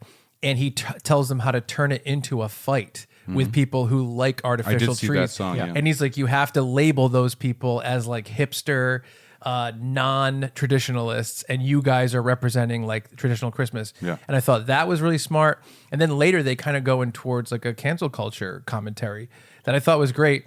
And the whole thing is great. It's very well shot. It's very stagey. Like it's almost shocking to me that this wasn't originally an actual play. Well, I think most musicals have that stagey feeling. But it's like even the mechanics of some of the way that it's shot, it feels shot like it's shot from an angle that almost like came from an audience point of view. Sure, which sure, is like it's different for like something like The Greatest Showman, which I also love.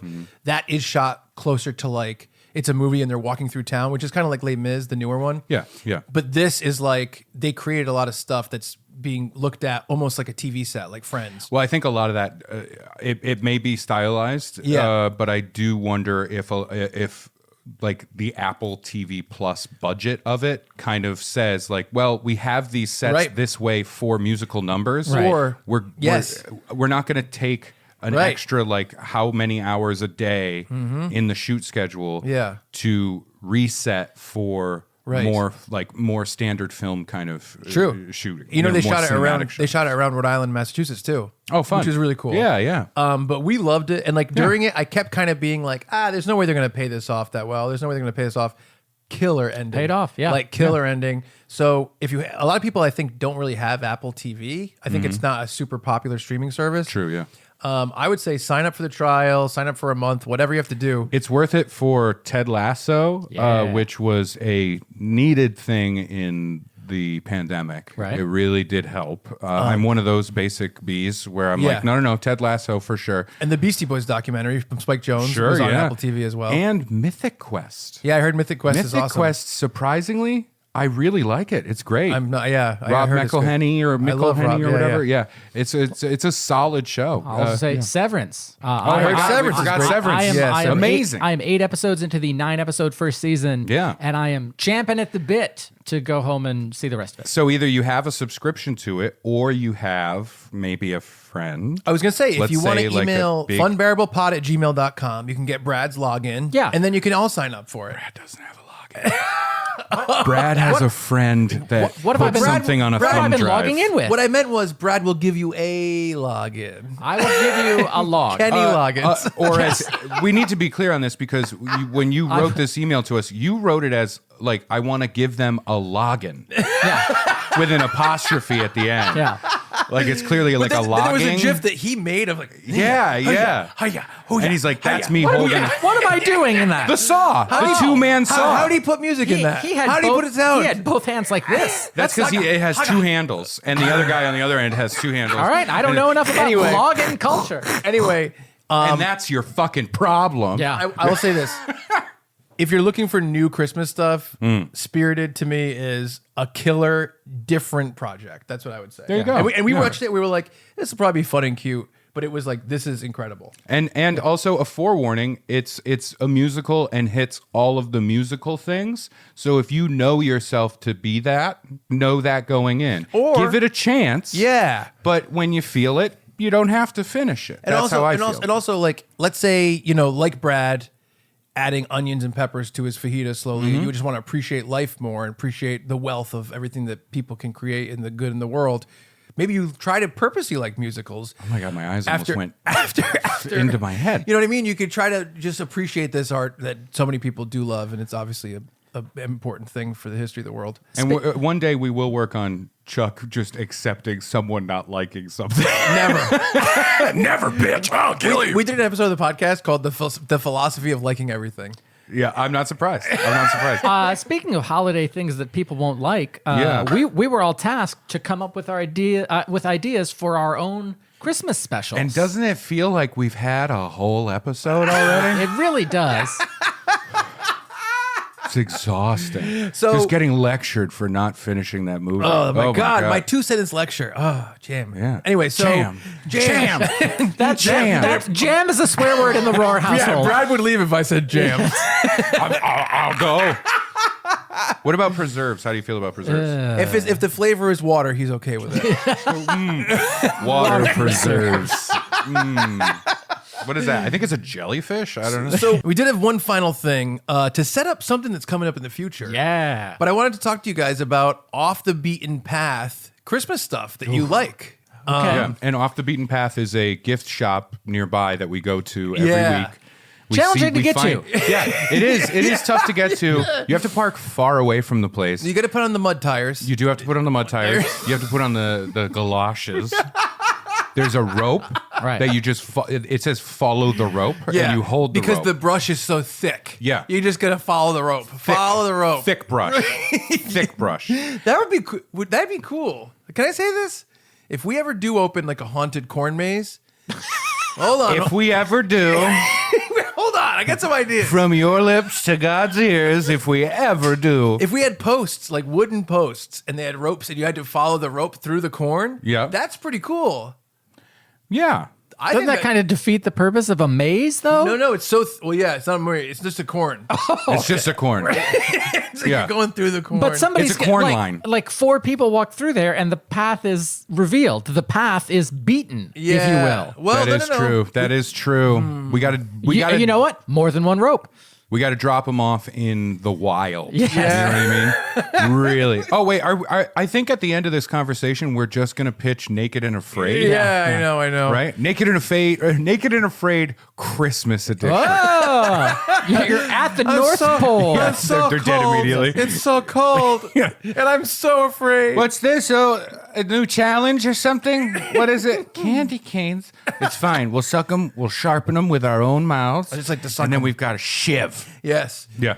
So You can't shiv a polar bear with that, Ted. Hey, Just watch me. why are you looking at me like that, Ted?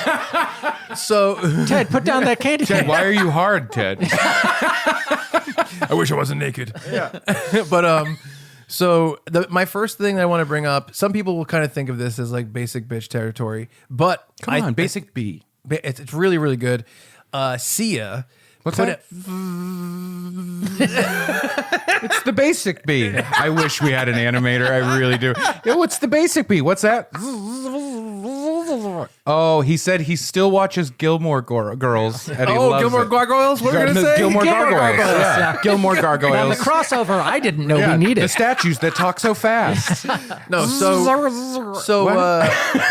I think a lot of people have heard of like Sia's Christmas stuff, and there was a big song from it, which was "Santa's Coming for Us." Right. That was that you'll hear in Starbucks and stuff like that. That sounds like a horror It's really good. Santa's coming for us. Yes, Candy exactly. cane shivs. Yeah. So Run. So Run, you fools. but the actual album is like 12 or 13 tracks of just original Christmas music. Yeah. And the instrumentation on it is that they use that old school saxophone as like the bass. And the entire album is like incredible. And it's funny because I kind of think of like new Christmas music is very tough to get into. You know what I mean? Like there's a lot of covers of older stuff. Right. But brand new original Christmas songs are tough. But like that album. It's a great album. It's a killer album. Candy Cane Lane is on it, and it's one of my favorite all-time Christmas songs. Top 3, I'd say, Christmas songs. I think right now on my Cool Brad's Frosty Christmas Jams playlist, it is the 3rd song. Wow, see, there you go, top 3. Yeah. That's a long playlist title. Sure is. Yeah. Yeah. Sure is. I love that you worked in Frosty. Remember, Brad also made Bradley's, what, is it Pork My Buns? I didn't name it. That's your food truck? No, it was Pork My Buns. It's a food truck what it by is. Brad, It's and it's Oinky. all the blandest fucking food All in right, the world. so I talked earlier about Bland Bradley's boring chili. Yeah, yeah. And this I'd made shredded beef in a crock pot, and somehow it got named Beefy Brad's Pull My Beef Sandwiches. Okay. And I'm like, all right, it's a Too one many. and done joke. Yeah. No big deal. So Pull the my next time beef. I brought like pulled pork, and it was Oinky Brad's Pork My Bun sandwich. And again, I didn't name either of those things. I know, Probably yeah. did. And so I know. then I did shredded chicken, and leaning into it, I think I called that Cowardly Bradley's Choke My Chicken Sandwich. So anyway, see his Christmas album. Man, the chalkboard's huge. Yes. This Chia's Christmas album, check it out. I'm sure you've heard like some of it in the background in stores, Yeah. but the actual entire album is really, really varied and very well done. And it's just a great new album of Christmas music. It makes me wonder. I know we're supposed to go through these like little topics pretty quickly here, but I did think of something, and I want to ask you. Please goof it up. When Christmas comes, when you are making love, Yeah. what Christmas song would play? Because I can't think of anything. I can't think. We're done. That's the end of the podcast. No, I was genuinely like, Christmas music is like, yeah, it's Christmas music. Yeah. It's so ubiquitous. It's like fucking everywhere. Yeah. There are certain songs that I'm like, oh, I love it. Every year it's fun to hear. And then there's other songs where I'm just like, God damn it. I am, here comes the basic B. I'm one of the people that's annoyed by Mariah Carey's Christmas music. Okay. I don't like You don't that even like song. All I Want for Christmas Is You?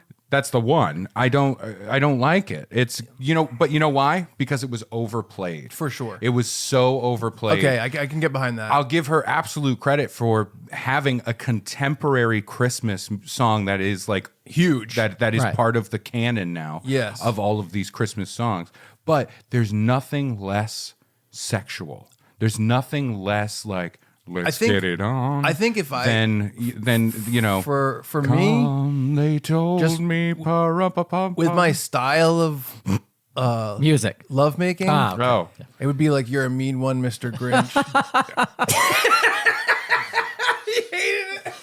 Yeah, you got that little dog you make watch. Oh God, what are you tying to the top of his head? That's good. It's so heavy, it's knocking him down. Ridiculous. Just seems like you're both ignoring the existence of Monster Ballads Xmas. Ooh. You get Danger playing Naughty Naughty Christmas. Oh no, I mean like straight up, Oh, I know. like the CCs, the Christmas Probably, classic. Oh, yeah, probably rocking around the Christmas tree is kind of sexy. It's like rocking around. And Chris, and you're That's not how it goes. That's not. No. Kevin famously was going like this in the movie. He wasn't doing that with two guys. What do you mean? Watch, sing it. I'll be sexy. No, You sing it. no. sing. I won't Good, do give me- anything where you say, and while you do it, I'll be sexy. I won't do any of it. I won't give a guy CPR if you say that. If Brad falls down right now, I won't do compression. Come on, Ray, save him. So here's what happened. Ray immediately started CPR, and I was trying to bring him back. Doing a little sexy I had my dance. tongue out the side of my Listen, mouth. listen, I was doing listen. finger guns. But what We're are these? having- Are these teats or are these guns? We're friends. Little bit of Listen, we're both. supposed to be Christmas friends. Humor me. Christmas present. Humor me. I'll humor you. Rocking around. Wait, oh no! I'm looking at you and can't making be it sexy. Come on. See, you already feel it. No. You're ready. You ready? Rocking around the Christmas tree at the Christmas holiday. You're singing too fast. I need a slower pace. You will get a sentimental feeling when you hear Sexy. this is something. Let's be jolly. Deck dolls with boughs of holly rocking around. You're missing it. I'm doing all the sexy stuff. I can't look at you when you do it. You fiddled with the mixing board. Yeah. Oh, he fiddled. He was like, he fiddled. He's like, yeah, is this sexy? I'm just pressing buttons. I don't know what's gonna happen. I did And one you of turned these. up- I did one of those. This is the most casual Christmas I've ever had. Oh yeah, that's right. We have audio listeners. Yeah, I feel like this is like the orphanage. I'm doing the Batman? Austin Powers style. Yeah, like, you make your two fingers, V's yeah. with your hands and you pull them across your eyes. Yeah. You do the finger guns. I was doing all my sexy moves and you missed them all. Brad saw me. Loved It's because it. I was trying to remember the lyrics. Yeah. I only like most Christmas songs. I do the same thing, where it's just like, "Hark the herald angels yeah. sing, something happened." I will say this. Rocking Around the Christmas Tree, if we're being honest, it does have kind of that bass line that's more of a groove, which is like doom, da-doom, doom, da-doom. And that feels a little bit more like That's your rhythm? Like I'm creeping up. I'm creeping up. Like the house is listen, think it's like the house is dark.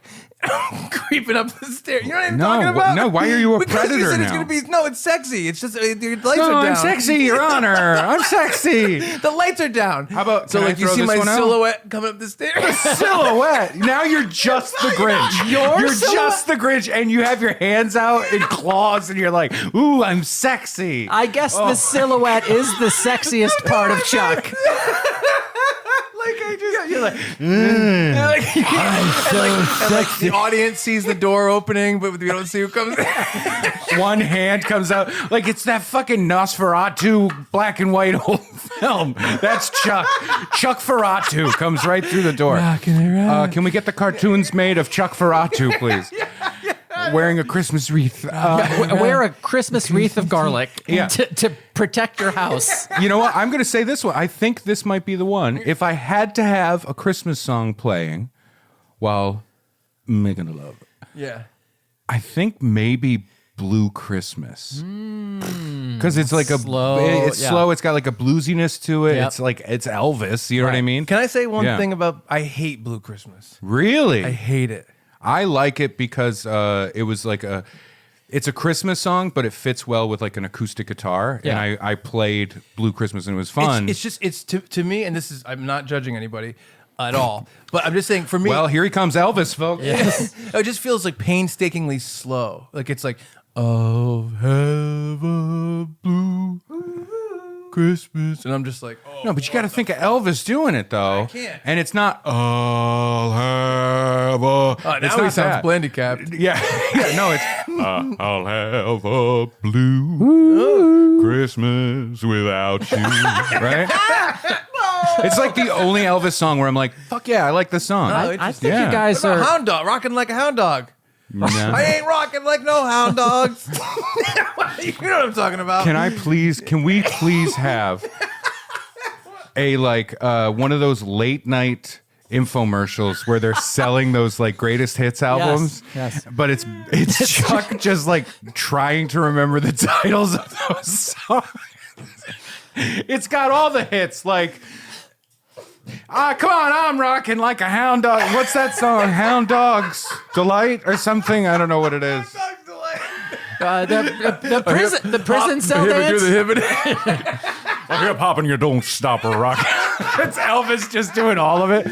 Who did that? Oh, Peter Serafinowicz. Yeah. Peter Serafinowicz, fantastic actor from the UK. Played the Tick. He was the Tick. I mean, he's done so much stuff. And he's really, really funny. He had a 2-season show, like a sketch show, called the Serafinowicz Show.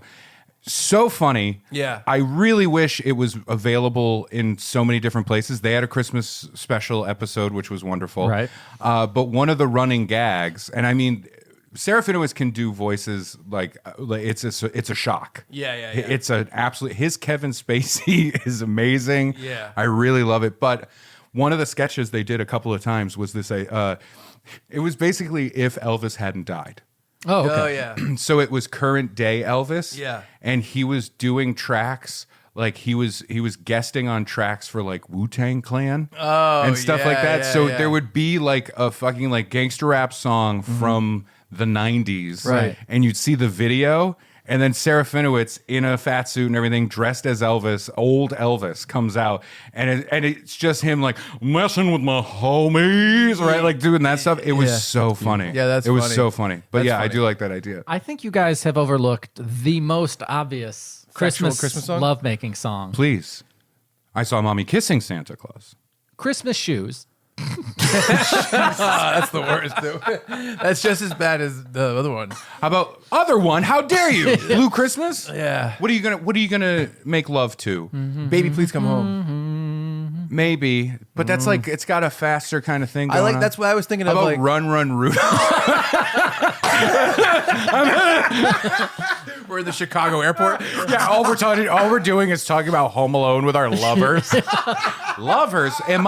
What's happening? That's funny. I'm trying to be E&M. polite about it because Yeah. we're talking about Christmas and I don't course. want to just be like, so I'm fucking. I think for me, rocking around, if it really is the bass line of that, it's like Do, do, do, do, do. I mean, what about Baby It's Cold Outside?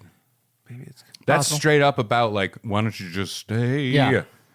You know what I mean? yeah, We'll that's a roll in good. the That's a good. hay. That's more of a good makeout song. That's a good makeout. I'll say this: the very Fireplace makeout is different. the very end of the song, Yes. would be a great climax because they hit that note. Baby, it's cold outside, and you're like, ah! So stupid. How about this, Dominic the Donkey? There we go. That's the first one I thought about. I don't know that it's the best one. It's just the most appropriate. Well, one time I did have sex too. I want a hippopotamus for Christmas. Believe you me. Scarred me for No, life. I'm not going to say anything.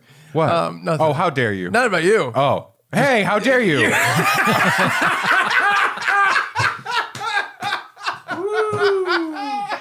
We've had a fun time. Yeah, it's been Guys, All right. let's stuff this We stocking. got two more things that No, we're going to talk about. No, for the off the beaten path Christmas stuff. Oh, Brad that's wanted to right. bring up one. That's how we got here. Yes. We yes. really did Brad go off wanted the to, beaten path. Brad wanted to talk about one, and then we Yeah. have one that we all just absolutely love that almost no one knows about. And I got my two little sidekicks, yeah. yeah, good.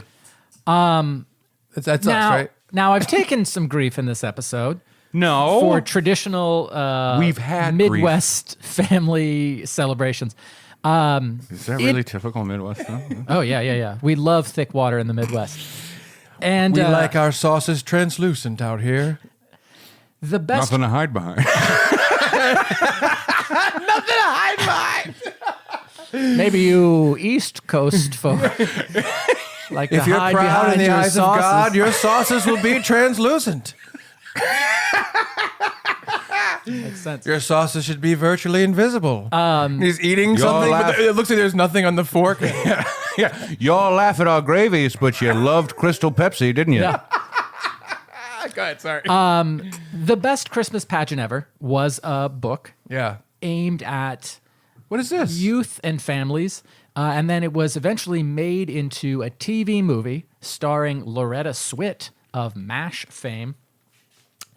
I feel like I got Is the this book. a Midwest thing? No, it's probably a Roar family thing. Oh, okay. I probably got the book from like the Scholastic Book Fair or one of the ones that they send you the thing and you order for the book. I don't know if that's Yeah, also that's still yes, Scholastic, all right. It is a brief version of the plot is the woman running the Christmas pageant at the local church breaks her leg, and so Loretta Swit, her character, has to take over running the pageant. And of course, there's all this Midwest family church drama from the early 80s, late 70s maybe. And but there's a bad family, the Herdmans, and their mom, their dad's out of the picture, and the mom works 2 jobs, and the kids are, not being raised right, like they're trying to squash each other with the garage door stuff. Yeah. And then it's basically them learning the story of Christmas, the biblical story of Christmas, and how that affects this little family of miscreants. And it's weird because, like, I don't like Chuck and I watched The Best Christmas Pageant Ever at his home probably 10 years ago. Yeah. As a TV movie, does not hold up. There's some bizarre transitional shots where there's it feels like there's supposed to be a laugh track there. Yeah, yeah. And there isn't. But it feels more like casual family viewing for around the holidays. Yeah, it's not like destination viewing. Yeah, when we talked about Guardians of the Galaxy being on ABC TV, this is, that version, except at this point, 40 years ago. Right, that's exactly right. And it's weird. All right, so my mom would show this she taught second grade. She would show this in her classroom, but it is heavily it is not a Christian production, but it is heavily based in the Christian church. Yeah. And they tell the story. They tell more obviously than Linus in the Peanuts special. Right. Which, by the way, Vince Guaraldi, having that in the background during your hell yeah. There you go. We figured it out. I take back everything I said. Oh yeah. Vince Guaraldi. You know how it's here it comes. Yeah. The basic B. The basic B. Yeah. I will say Chuck's it. thrusting. Vince Guaraldi slaps. Yeah. Right. That phrase. I was trying to ignore it. But that soundtrack, that's part of my family history. Yeah. My grandmother, she had a record and she would play that since I was a little kid. Yeah. She would play that record every Christmas. She lost the record or something, or it broke. She had a tape of it. Mm-hmm. And every freaking Christmas, whenever we would go over to her house to have Christmas dinner and do the whole thing, she had this little tape player. Nice. And she would put it in there and turn it up. Yeah. And it would just it's a Christmas memory for me, a sense memory of gotta turn the tape over every single time, so that soundtrack from the Charlie Brown Christmas is just so great. The Peanuts Christmas, sorry. Yeah. But the Best Christmas Pageant Ever. I think it's for. I know there's, if you search it on YouTube, I think there's a 48-minute. I don't know if it's the whole thing. I checked it during a break. Probably is 48 minutes. And it is, it's a product of its time and budget, and but there's a sweetness to it, and also having it's off the beaten path, and it's something I grew up with. I've read that novel dozens of times, and I've seen the special 3, but it's a thing that not a lot of people know about and should check out. Yeah. And the last one, I do want to say a quick one before we get into the one that we all like. And I know you have a couple. There's a special that really no one knows about because of a rights issue. That's one of my favorite Christmas specials ever. Never was released on Blu-ray, had a very limited run on DVD, but then they switched all the rights and so they couldn't make it anymore. And there's a special called Muppet Family Christmas. Woo. And what it is it's the Muppets go to Fozzie's mother's house and surprise her.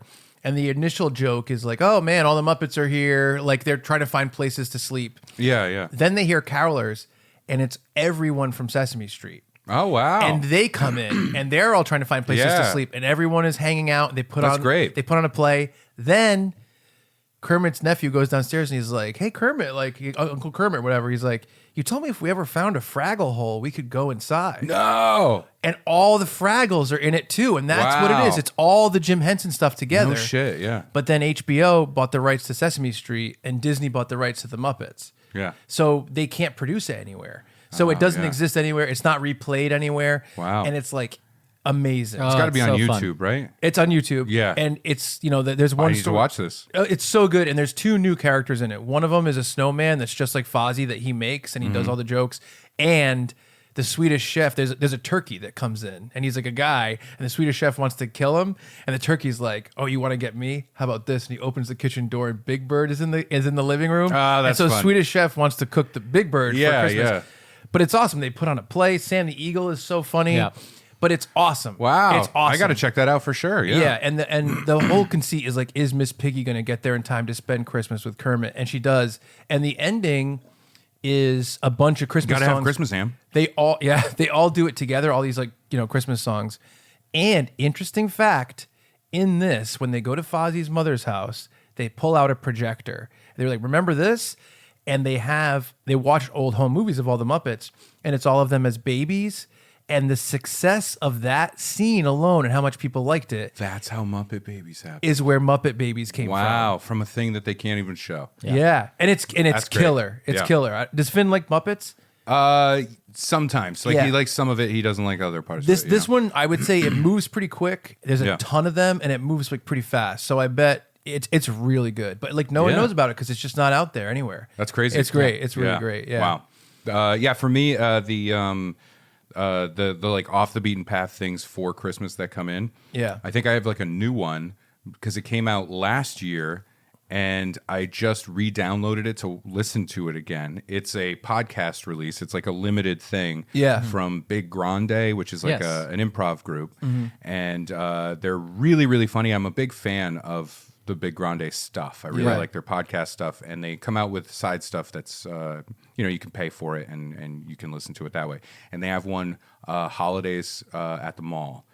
And I listened to it last year. It was super funny. And I just re-downloaded it to listen to it again. And it's fantastic. And it's just like, it's like maybe 10 little short episodes that are like 15 minutes each. Yeah. Yeah. But they're just different, places in the mall during Christmas. Right. Super funny. I was telling you guys earlier, the one that I was listening to on the way here was Santa at the mall. And it just starts with like, there's the premise. Yeah. I don't love a lot of improv stuff, but when I like it, it's like, this is great. Yes. You know? Yeah. One day, buddy. And no, I like what you do. But the conceit that they ended up turning with, which was like, the good mall Santa is in the middle of the mall with a long line, and this is like the crappy Santa with a short line. Yeah. So they're actually just catching bad dads for Child Protective Services. Yeah. And it's CPS, Child Protective Santa. That's brilliant. It's Yeah. great stuff, really Yeah, funny. that's great. Drew Tarver is a member of the troupe, The Four Guys, and Yeah. I'm a huge fan of Drew Tarver. He's Yeah. great. But that's like my new Christmas thing. I think I'm going to hold on to it on my phone, and when Christmas comes back around, I'll be like, yep, I'm going to listen to that That's again. great. Oh, yeah, yeah. it's really fun. For sure. NPR actually has a really special Christmas thing where it's like, I think it's from the early 90s or late 80s, and they have a recording from inside of Toys R Us of people like going Christmas shopping. Oh, wow. And it's something that's like from someone's Christmas morning. I forgot who sent it in, but it's their Christmas morning opening gifts with their family, and it's Yeah. part of their Christmas special, and it's awesome. That's wonderful. Yeah. The last thing I have to say for a Christmas special thing. Yes. In my house, hence the the English Christmas cake. Yeah. The Mr. Bean Christmas episode. Oh, yeah? I never watched it. It's a good? classic. It's like untouchable. Bean, he's fucking funny, man. Yeah. It's funny because like it's one of those things, just like Three Stooges, Yeah. where it's so specific that it kind of falls out of your like thing of like, oh, what should we watch? Or like Yeah. you never Right. think of it. I loved Mr. Bean. Like when I was a kid, I watched Mr. Bean stuff. I really enjoyed it. And then when Finn got a little bit older, I showed him Mr. Bean. And Yeah. so I've been able to like kick back into it. You know what I Nice. mean? Yeah. And I love it. And every Christmas, it's like, you know how people are like, we got to watch The Grinch. Yeah. Charlie Brown, like stuff Yeah. like that. It's like, yes, those things are there for me, but the Mr. Bean Christmas episode is a must watch. Yeah. It's super funny. That's where they originated with the big turkey on his head. Oh, that yeah. Friends later just stole. Wow. And they had, I didn't even know they about had it. Joey do it. Yeah. Yeah, it was weird. No, that episode is classic. There's some stuff in there that's just, it's classic, like Mr. Beanery. Yes. Really great stuff. Wow. Like if I describe it, I'm just going to sound like Yeah. a child, but I think that's the point, Yeah. right? Yeah. It's just really good stuff, and All it's, right. I mean, so much of it is Rowan Atkinson's like Yeah. facial expression and doing all Yeah. that stuff. It's the quintessential Mr. Bean thing. Yeah. All right. Yeah. Good Good to know. stuff. Yeah. Good Yeah. to know. And So then, we have one final thing. off the beaten path. And Ray's the one that introduced this to us, but man, it's like become super important to my Christmas. I've shown a ton of people this, and it's a representation of a thing that's amazing. And it's the Nirvana the Band the Show Christmas special. Yeah. And a lot of people don't know about Nirvana the Band the Show. Why don't you fill them in? Because you're going to know more of the history than I am. So Nirvana the band, the show was started with Matt, I forget his last name. Is I'm it sorry. Matt? It's not Thompson. It's like something like that. Something like that. I feel like a jerk for not remembering. Yeah, I'll look it up. Matt and his friend who goes by Jay, but goes by or no, Matt goes by Bird. Jay goes by Bird. Jay goes by Bird. Jay goes by Bird. Sorry. Anyway, they're a couple of Canadian fellas. They did a couple of films, kind of like low budget DIY kind of stuff. Right. The first movie that they did was like kind of polarizing. It was a Matt Johnson and Jay McCarroll. yes, super good. Like Yeah. they are great. Yeah. But that first movie was I can't remember the name of it, but I feel like a jerk. I mean, Yeah, it's been a yeah. long time, but that movie Is it The Dirties? The Dirties, yeah. They are. It's like found footage. Yeah. And it's they're playing two high school kids Yeah. that like making movies, and they have like a big project for school, and they talk about making a movie of a school shooting. Right. And one of the guys is genuine about it. Yeah. And they go through the whole thing, and it's really good Yeah. for what they're doing. And it is one of those things. It's like, hey, this is a big fucking swing to Yeah. make this. Yeah. I think they dealt with it well. I also agree with critics that are just like, well, but there's nothing here. Right. They don't really have a message to the thing. Yeah. It's more just like it's more like the concept of doing it is the thing. Yeah, like the experimental way that they made it. Yeah, so that Right. found footage style found its way into this web series that they were doing. Right. Because one of them, Bird J, is a musician. Right. Like a virtuoso. Yeah, he's phenomenal. Yeah. And Matt is more the filmmaker. Mm-hmm. And they created this web series, Nirvana the band. Right. And where the conceit was the two of them are a band. We never see them actually perform. No. Right. We see Jay play piano, but that's it. Yeah. And they are constantly trying to get a show booked at the Rivoli in Toronto. Yes. And the web series was a goof on like, how do we do that? Every episode is them coming up with an insane idea. Right. And almost every single time it was an homage to something else, Right. another pop culture thing. Could be a movie, could be a video game. Could be Be a any TV show. Right. It could be any of these things, and they would always play with it in a really fun way. But it was all found footage, and it was a huge inspiration too, because like when I was coming up with Undependent with Derek Furtado, the TV pilot that we Right. shot, which was a essentially it's a found footage thing. It has so much in common with it. Yes. To be clear, and I remember talking to you about this, like the idea was formed with Derek and I. We moved forward, we wrote the thing, and right before we shot, I found Nirvana the band, the show. Nice. And at first I was like, oh no. Yeah. That's like the whole idea. Yeah. But I realized it's different enough, and it inspired me because I went, yes, see, this does work. There's an audience. Yeah. Yeah, because it is a unique step away. It's not The Office, Right. like a mockumentary. It's as if, and it's the pitch that I've used for Undependent. It's as if The Office turned the cameras on the people making the show. Right. Yeah. And that's what's so fun about Nirvana the band, the show, because later on they got picked up by Vice Yes, to do Vice a Canada. TV show. Yep. And they did, and I think they had 2 seasons. I've heard they had like a 3rd season in the can, and they just can't release it anywhere. What happened was they shot a bunch of it, and Finn Wolfhard's in it, Eric Yeah. Andre's in it, and I think Vice Canada was picked up by Vice America. Like essentially, Vice Canada folded. Yeah. So Vice America owns it. Typical Canadian. But what happened is the Oh shit! Sorry, I mean because they're polite. They're like, here, you can have that. the original show was so based in pop culture that they consistently used themes from movies, even film stuff from movies, different copyrighted material. It is the most like litigiously careful show I've ever seen. Well, and so they talk about it. Matt talks Yes. about it a lot. About they have an entertainment lawyer who is like on this thing of like, Well, this it's- is exactly what you can do. Well, here's the thing. It's even more than that. Basically the conceit of the stuff that they use is that everyone can use it. Anyone could actually do this and use it successfully if you can prove that the stuff that you're using, let's say it's a score from a movie or video, is the only way to tell the story that you need to be told. The problem is that if, let's say, the three of us got picked up by MTV and they're like, Funbearable, you can make a show. If we said we want to do this, and here's why we're protected under copyright law, they would say, we don't care. We're not taking the risk. But Vice Canada was down to take the risk, and I think Vice America is like, no, we're not going to take the risk. Yeah. And so essentially, they say it's still in the works, but they made these 2 seasons.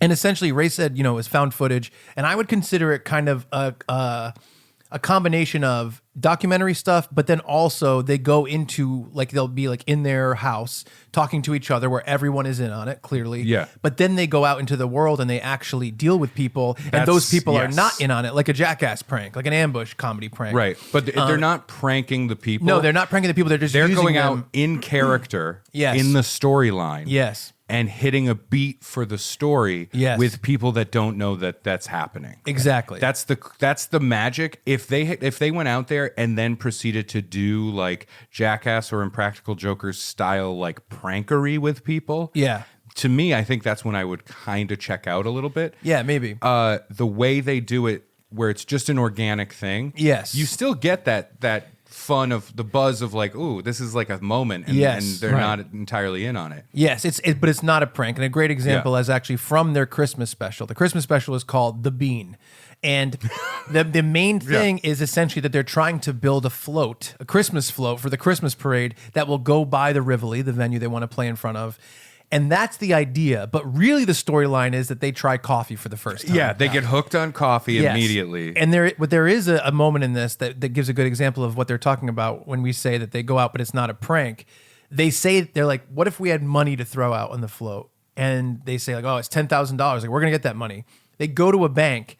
And the bank footage is real, where they go to a bank teller and they say, "Hey, we need to take out a loan of $10,000," and he's just eating the sandwich or whatever. And she's like, "You're gonna have to fill out some forms." And he goes, "How do we cut through a little bit of this bureaucratic red tape?" And she's like, and she shakes her head. And that's real, but it's not really a prank. Right. No. It's just, however, there are prank stuff because they do a thing, which is.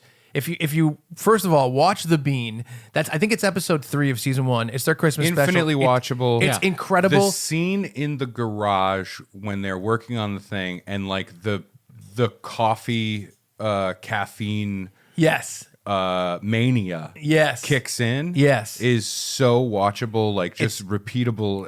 It's so amazing. good. And this whole episode, even though it has nothing to do with it, is a parody of Home Alone. There's all the the Home whole Alone thing. beats. It's so good. I mean, down to like Jay going out, like looking out the window and thinking he sees something, the South Bend Shovel Slayer, doing all that, going outside and going, I'm not afraid anymore.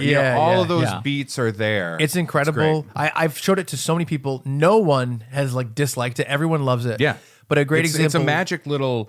It's like the sensibility of the show makes me nostalgic for like high school days of feeling like you can shoot anything. Right. Yes. And you're watching Jackass and it's new. Yeah. And it's like, whoa, you can do this kind of stuff. It's one of those things that's like deceptively seems like low concept or a low budget or bare bones, when the truth is, in actuality, it's extremely genius. high concept to create something like this.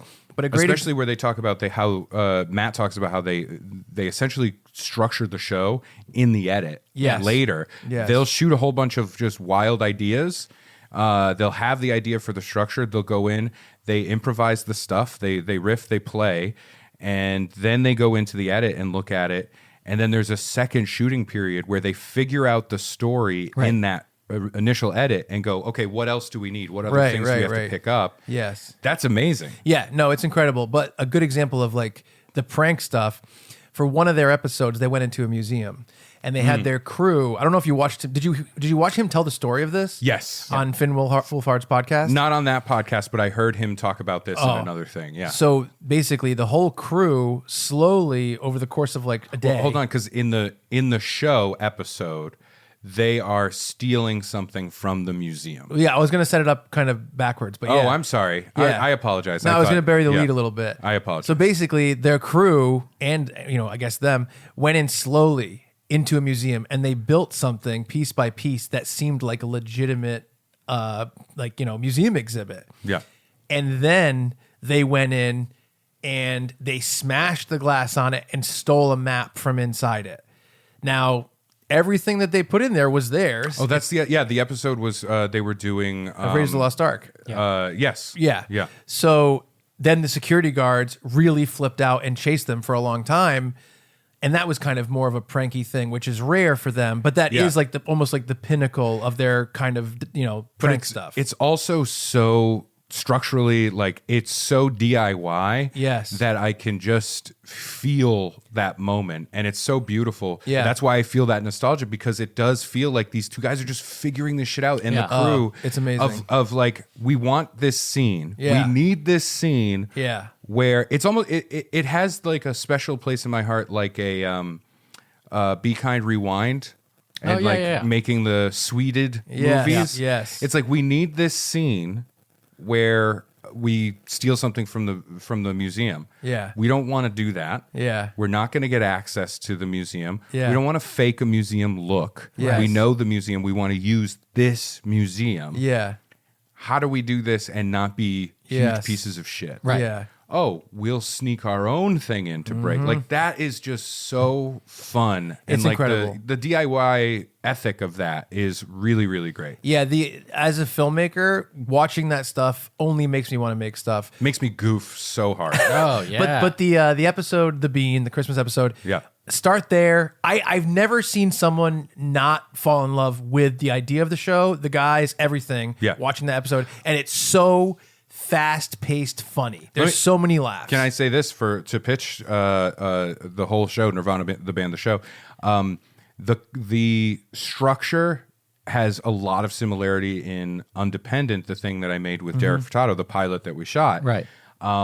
And that worried me, but I like I said, I was delighted that it's like, no, this is, because it's a weird thing. Like, Undependent was the idea of like a documentary crew capturing these two buffoons that are running the documentaries, failing all the time. There is this weird little meta thing you have to get over, a hurdle that wall hasn't been breached yet. We've seen so much mockumentary, but this is something a step further. And I'll say this. Nirvana, the band, the show, like, our pilot didn't go. Our pilot didn't happen because AT&T bought True TV, and then everybody got fired. Or maybe our show wasn't good enough. That's also another possibility. But it makes me feel better to know that the merger happened at the same exact time, and all the people on creative were fired. So at the same time, the same people dropped the ball on producing the Impractical Jokers movie, and they had to do it themselves. That's right. And Adam Conover lost his show because of the whole thing. So like that, I feel really bad about that. But the solace I take is knowing that Nirvana, the band, the show did it. And I think I know Nirvana, the band, the show did it better. You know what I mean? So it's like, I'm glad that this thing exists. It's incredible. And also, if you are coming over from like a Kevin Smith world, oh sure, Kevin Smith not only is in part of it, is in Nirvana, the band, the show, but also Kevin Smith worked with Matt Johnson, and their second movie was made by Smodcastle Pictures. Oh, Did you know that? The moon landing one. Yeah. So that was great. You can find a bunch of stuff with Matt and Kevin online as well on YouTube. But check out Nirvana, the band, the show. Start with the Christmas episode. It's called The Bean. I believe it's season 1, episode 3. Season 1, yeah. It's so good. It is. Nice. It's untouchable. And speaking of, off the beaten path Christmas specials, I think maybe next week we're gonna bring some Funbearable concepts to off the beaten path Christmas specials. What do you think? Are you down for that? Yeah, I mean, how about this? Do you want to dress the same? Yeah, I'd like to dress exactly the same. Like, you know what? Let's leave the cake. Let's leave the cake for a week. Let's leave the cake here as a representation of we're staying power. Because we read on the instructions here. It can stay. It can stay. It lasts for months. And it has rum in it. Brad's drunk. Yeah. Someone has to drive him This home. will be fine. We'll leave the cake. We will dress exactly the same to be sure we don't mess up and forget to bring clothes or maybe get a stain or something like that. Yeah. Let's all agree now, as soon as this ends, in probably 30 seconds, we will take our clothes off, all of them, leave them on the chairs. Yeah, same smells, everything. Everything. And then we'll walk out. Yep. And we'll come back in 1 week. I have even better. How about this? Make a promise. When we go to sleep at night this week, a lot of hairspray. Keep the hair exactly the same. All of us. Yep. Careful. Sitting up. And we have to sleep sitting up with like basically like a fishbowl around our head so it doesn't affect it. I want to come back. I want people to think that this is a continuation of this episode. Can we throw this out too? let's try and look a little more tired than we do now. You know what? I think we can do it. Yeah. Yes, that's great. Yeah, you know what? I'm gonna try to drink my coffee to the exact same amount. Perfect. You know what I mean? I'll bring out a coffee, but I want it to be same line. Same like line. that. Okay, I like we're that. gonna do our best for the Funbearable listeners. All right. Perfect. Well, thank you all so much for listening and or watching. We here at Funbearable certainly do appreciate it. As mentioned earlier, show coming up on Sunday, December 18th at the George in Providence, Rhode Island. Funbearablepod.com for tickets and more details. Yeah. And tell us your Christmas stuff. Yeah. Hit we us wanna up hear at it. funbearablepod@gmail.com, correct? Yes. That's right. Or on social media at Funbearablepod. For Ray Harrington and Chuck Staten, I am Brad Rohr. Thank you all so much for letting us be Funbearable. I was creeping You up gotta on do a you Christmas. like a sexy Christmas Funbearable. Mary Ferrell, Munbear. Oh, that's a Pink Panther. Yeah, that's it. Happy Christmas.